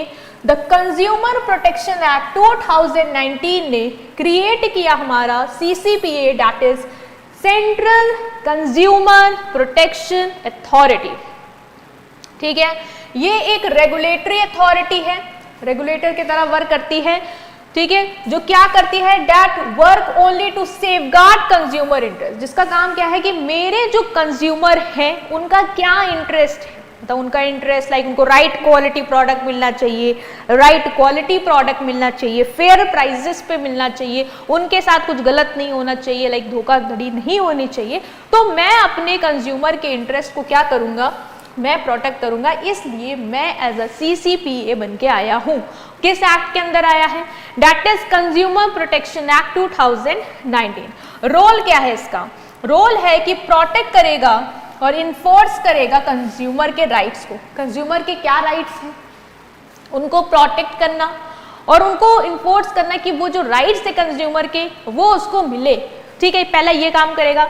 दूसरा, प्रिवेंट अनफेयर ट्रेड प्रैक्टिसेस। अगर कोई अनफेयर ट्रेड प्रैक्टिस हो रही है, जो हम पढ़ चुके हैं कि किस किस तरीके से अनफेयर ट्रेड प्रैक्टिस कर सकते हैं प्रोड्यूसर और ट्रेडर, तो अगर वो कर रहे हैं तो हमें उसको क्या करना है, प्रिवेंट करना है, वो नहीं होने देना। Control false and misleading advertisement. अगर कोई ऐसे एडवर्टाइज करा रही है एक एजेंसी, ठीक है, जो फॉल्स है, मतलब वैसा जो क्लेम कर रही है वैसा कुछ नहीं है उसके प्रोडक्ट में, तो वो क्या करेगा इस केस में CCPA उसको भी कंट्रोल करेगा। हो सकता है वो बैन करवाए या कहे कि भाई अपना ऐड जो है इस पर्सपेक्टिव पे करेक्ट करो और फिर डालो वरना मत डालो, ठीक है। तो होते कौन कौन है इस जो बॉडी में, इस CCPA में कौन कौन लोग हैं, क्या है, कैसे बनी है ऑर्गेनाइजेशन, स्ट्रक्चर क्या है, देखते हैं। कंपोजिशन की बात करें तो CCPA consist of chief commissioner and other commissioners, मतलब एक हेड कमिश्नर होगा और बाकी कमिश्नर्स होंगे। They are appointed by central government. कौन अपॉइंट करेगा इन कमिश्नर्स को, इनको अपॉइंट करेगी हमारी सबसे बड़ी गवर्नमेंट, दैट इज टॉप पे central government, to carry out the function of this act, ताकि वो इस एक्ट के फंक्शन को करे। अब कोई बोला बॉडी है जो रेगुलेट करे, तो क्या बॉडी जो ऑर्गेनाइजेशन की बिल्डिंग रेगुलेट कर रही, नहीं ना, कौन कर रहा है? लोग कर रहे हैं जिसके अंदर है। तो होगा कौन? कमिश्नर होगा, हेड कमिश्नर, चीफ कमिश्नर होगा और बाकी कमिश्नर्स होंगे। अब बात करते हैं इसके पावर और फंक्शन क्या है। कंज्यूमर को प्रोटेक्ट करना, कंज्यूमर के राइट्स को प्रोटेक्ट करना, फंक्शन यही तो कर रही है ये, कि ये इंश्योर करती है कि कंज्यूमर के राइट्स वॉलेट ना हो, कंज्यूमर के साथ कुछ गलत ना हो। मतलब if bank adds hidden charges in account, CCPA can intervene. अगर बैंक ने कोई हिडन चार्जेस ऐड करे आपके अकाउंट में, कि मतलब उसने बताया नहीं और चुपके से वो चार्जेस लगा दिया आप पे, तो CCPA आपको इसमें क्या करेगी? प्रोटेक्ट करेगी, आपको देखेगी कि इस तरीके के केस में आपको नुकसान ना हो। ठीक है, इस केस पे वो जाके रिसर्च करेगी, देखेगी ऐसा क्यों हो रहा है और प्रोटेक्ट करेगी कि ऐसा हटाया जाए। प्रिवेंट अनफेयर ट्रेड प्रैक्टिस ये है कि कोई प्रैक्टिस जैसे ब्लैक मार्केटिंग हो रही है, गुड्स को होल्ड करके रखा जा रहा है, नहीं डाला जा रहा और सोचा जा रहा है जब डिमांड बढ़ेगी तब मन चाहे प्राइस पे बेचेंगे, उन सारी चीज़ों से ये आपको प्रोटेक्ट करेगी, उनको स्टॉप करा के। ठीक है, जैसे बीच में क्या होता कि ऑनियन के प्राइस बहुत बढ़ गए थे मार्केट में, है ना, फिर टमाटर के भी बढ़े थे। तो ऐसा क्यों हो रहा था? क्योंकि स्टॉक ये लोग क्या कर रहे थे? होल्ड करके रख रहे थे, मार्केट में ऐसा जता रहे थे कि है ही नहीं, तो जिसको जितना महंगा मिला वो उसने उतना ले लिया। डिमांड एकदम से महंगी वाली डिमांड, जो अफोर्ड कर सकते तो उन्होंने लिया, और फिर जब वो एकदम से मार्केट में आया तो लोगों को लगा फिर से ना आउट ऑफ स्टॉक हो जाए, जल्दी जल्दी जितना जितना स्टॉक करके रख सकते घर में रख लेते हैं, बल्कि बाद में फिर उसकी प्राइस बढ़ा भी नहीं। तो ये सारी चीज़ें भी होती हैं। बैन फॉल्स और मिसलीडिंग एडवर्टीजमेंट, इसका काम है कि एडवर्टीजमेंट पे नज़र रखना। अगर कोई ऐसा एडवर्टीजमेंट जो मिसलीड कर रहा है लोगों को, तो ये उसको क्या करेगी? बैन करेगी। Like prohibit ad that mislead and deceive customer. कोई कंज्यूमर को कोई ऐसा ऐड है जो मिसलीड करता है, ठीक है, जैसे कि फेयरनेस क्रीम है, बता रही कि 7 डेज में स्किन फेयर होगी, ऑफ कोर्स मिसलीड कर, ऐसा कुछ नहीं होने वाला। तो इन तरीके के ऐड को ये क्या करती है? बैन करती है। एक्शन लेगी against people behind false ad. लोग हो सकते हैं जो फॉल्स ऐड दिखा रहे हैं, तो उनके अगेंस्ट क्या करेगी? एक्शन लेगी। Not only companies but also celebrities and advertiser can be held responsible. Celebrity भी क्यों प्रमोट कर रहा है फेक प्रोडक्ट को? उसने क्या रिसर्च नहीं करी, सिर्फ पैसा देख के ऐड करना शुरू कर दिया, तो उन पे भी ये क्या करता है? एक्शन लेता है। ऐसा नहीं कि उनको छोड़ देगा, कंपनी पे तो लेगा ही लेगा, उन पे भी लेगा जो उसको प्रमोट करके कस्टमर को बेवकूफ कर बना रहे हैं। स्पेशल पावर क्या है इसकी? वो सब तो ठीक है, ये सब फंक्शन है, करेगा, इसकी पावर है इसके पास, कुछ स्पेशल पावर भी है इसके पास। Suo motu action, that is can act on its own even without a complaint. जरूरी नहीं है कि कोई कंप्लेंट करे तो ये एक्शन लेगा, ये अपने आप से भी एक्शन ले सकता है अगर उसको लगता है कोई अनफेयर ट्रेड प्रैक्टिस हो रही है।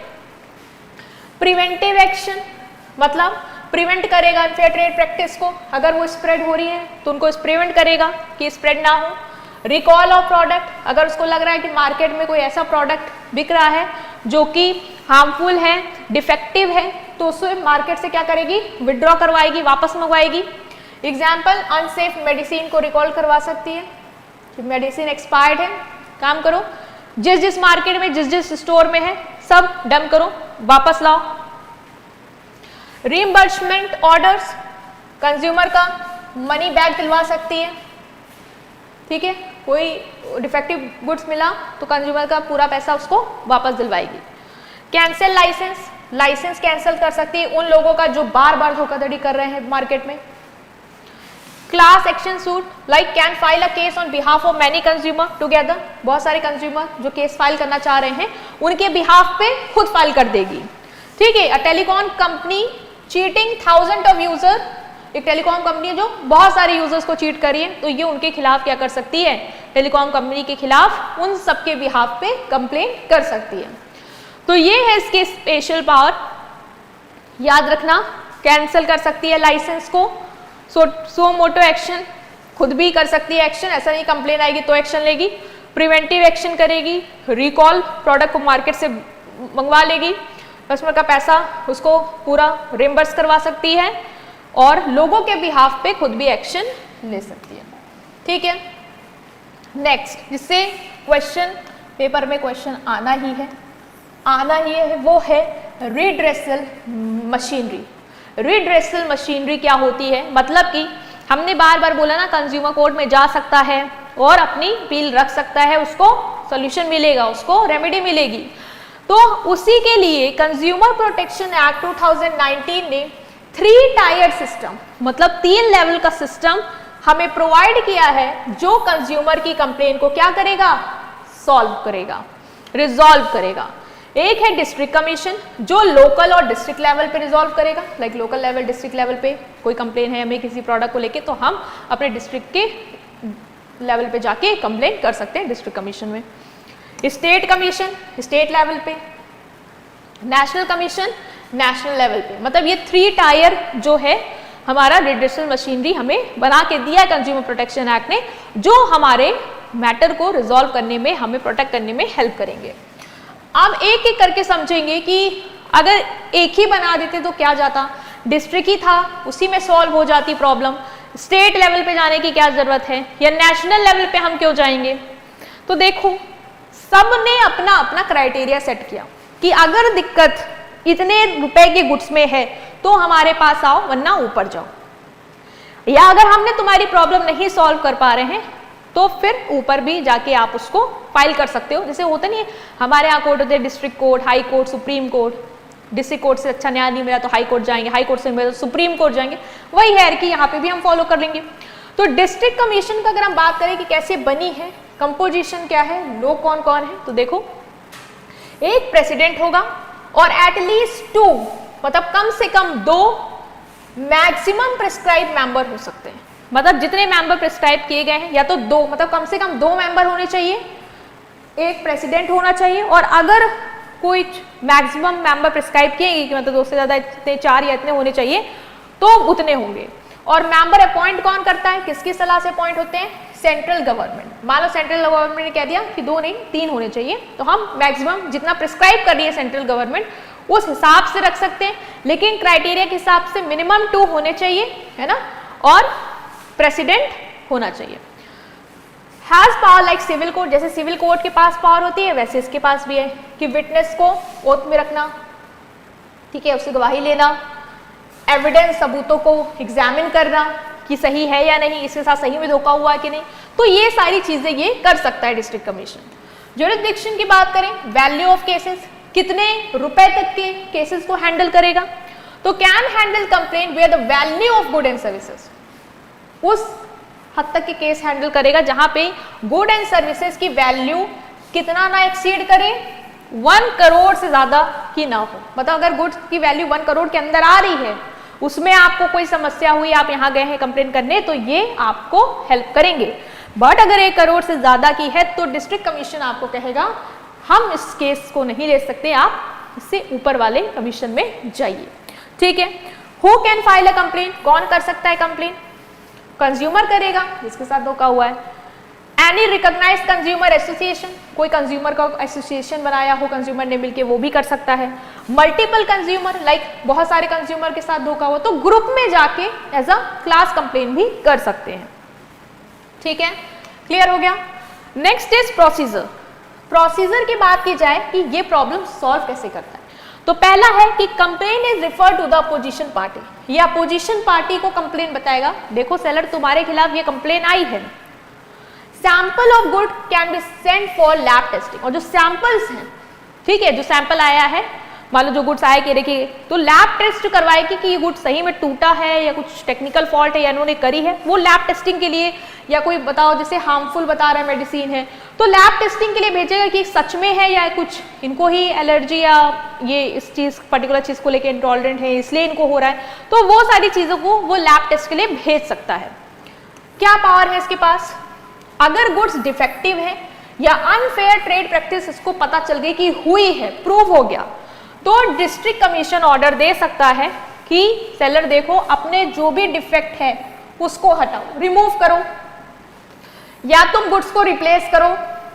रिफंड के लिए भी कह सकता है कि उसका पैसा वापस करो पूरा, या अगर उसको तुम्हारे गुड्स की वजह से कुछ लॉस या इंजरी हुई है तो उसका कंपनसेशन आप दीजिए। तो ये सारी पावर है कि ये चीज ये कह सकता है सेलर मैन्युफैक्चरर से कि आप ये सारी चीजें करके दीजिए।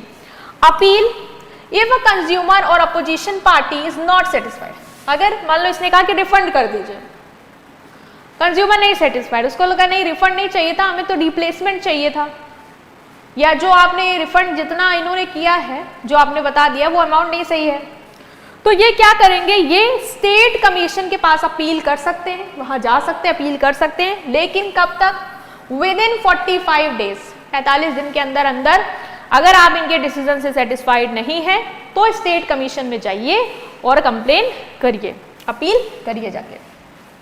ठीक है, अब कहाँ आए आप, स्टेट कमीशन पे, सेटिस्फाइड नहीं थे, लेकिन क्राइटेरिया भी होना चाहिए, सेटिस्फाइड नहीं है तो भी जा सकते हो, और गुड्स का क्राइटेरिया का वैल्यू वाला भी याद रखना।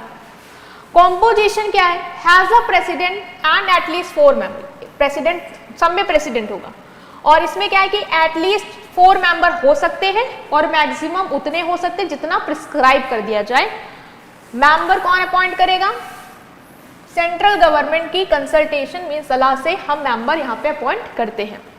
जुरिस्डिक्शन की बात करें, कितने वैल्यू के केस हैंडल करेगा, तो हैंडल करता है कंप्लेंट जहां पे value of good and services plus compensation is more than 1 crore, कितना हो, 1 करोड़ से ज्यादा हो, और 10 करोड़ से 1 करोड़ से ज्यादा हो, लेकिन 10 करोड़ से ज्यादा एक्सीड नहीं करना चाहिए, मतलब 1 करोड़ से 10 करोड़ के बीच पे हो, 10 करोड़ से ऊपर गया तो नहीं हैंडल करेंगे।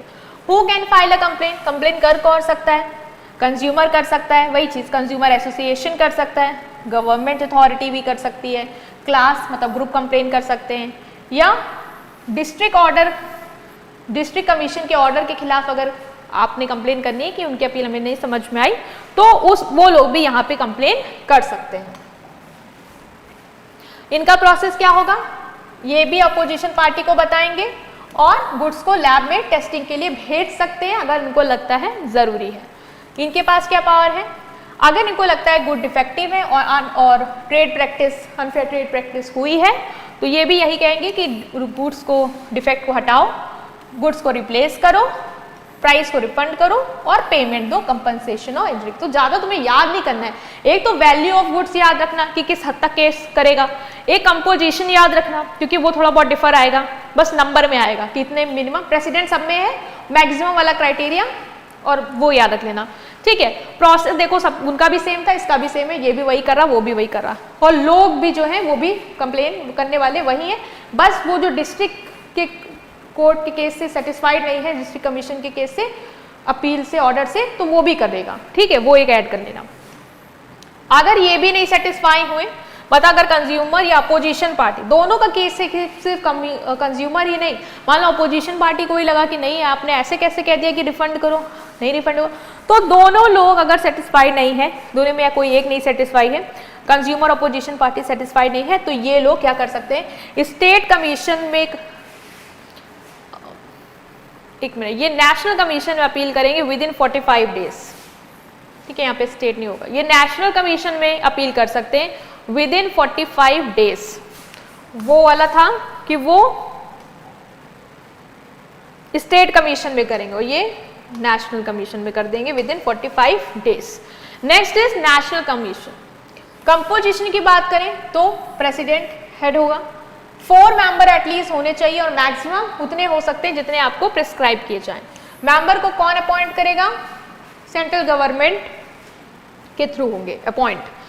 वैल्यू ऑफ केसेस की बात करी जाए तो ये हैंडल करता है कंप्लेन जहां पे value of good and services plus compensation 10 crore से ज्यादा का होता है। ठीक है, also here appeal against order of state commission, और स्टेट कमीशन के ऑर्डर के अगेंस्ट जो भी अपील आई हैं वो भी नेशनल कमीशन आपका सुनेगा।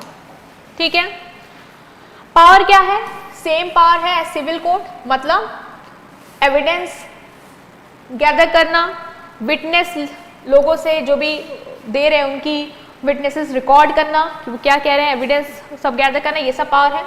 ऑर्डर क्या करेगा कि जो भी डिफेक्टिव वन से प्रोडक्ट है उनको वापस मंगवाइए, रिप्लेस या जो भी डेफिशिएंसी है सर्विस में उसको रिमूव करिए या रिप्लेस करिए।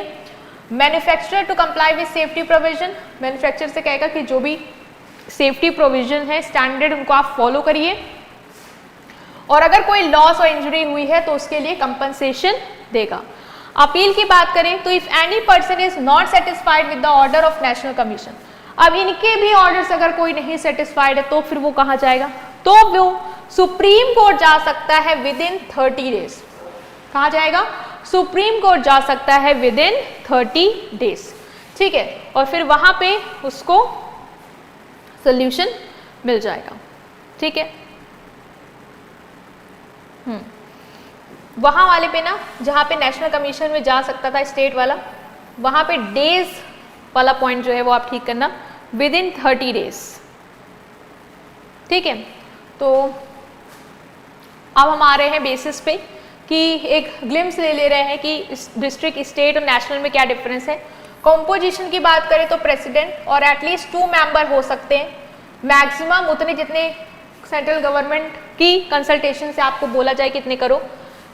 स्टेट कमीशन में प्रेसिडेंट होगा और एटलीस्ट 4 मेंबर हो सकते हैं, एटलीस्ट 4 मेंबर हो सकते हैं, या मैक्सिमम उतने हो सकते हैं जितने आपने सेंट्रल गवर्नमेंट की कंसल्टेशन के साथ डिसाइड कर लिया। नेशनल में प्रेसिडेंट होगा और एटलीस्ट 4 मेंबर होंगे, मैक्सिमम उतने हो सकते हैं जितने आपको प्रिस्क्राइब किए जाएं। कंपनसेशन की बात करी जाए तो अप टू 1 करोड़ के तक के value of good and services के अपील से डील करेगा, मतलब ऑर्डर से डील करेगा, बेसिकली कंप्लेन से डील करेगा, ऑर्डर तो ये खुद देगा, कंप्लेन से डील करेगा। ये 1 करोड़ से ऊपर होना चाहिए और 10 करोड़ से नीचे, मतलब इनके बीच के स्लैब में जो value of good and services हैं उसके लिए रेमेडी देगा, और एक्सीडिंग 10 करोड़ के लिए नेशनल कमीशन आपके केस को हैंडल करेगा। अपील अगेंस्ट द ऑर्डर, अगर आपको इनका ऑर्डर नहीं समझ में आया तो आप स्टेट कमीशन में अपील कर सकते हो with in 45 days. District commission का नहीं समझ में आया तो स्टेट कमीशन में करोगे विद इन 45 डेज, और अगर स्टेट कमीशन से नहीं सेटिस्फाइड हो, इसके ऑर्डर से नहीं सेटिस्फाइड हो, तो नेशनल कमीशन में कर सकते हो विद इन 30 डेज, और अगर नेशनल कमीशन से भी नहीं सेटिस्फाई हो तो सुप्रीम कोर्ट में कर सकते हो विद इन 30 डेज, ठीक है। तो ये है आपका जो हमने डिस्कस किया, और इस चैप्टर में काफ़ी अच्छी चीज़ें आपने समझी कि कंज्यूमर प्रोटेक्शन क्या है, rights and all. So video को लाइक कर दो और आने वाले चैप्टर्स के लिए चैनल को सब्सक्राइब करो, लाइक करो, सब्सक्राइब करो, अपने फ्रेंड्स के साथ ज़्यादा से ज़्यादा वीडियो को शेयर करो। Thank you.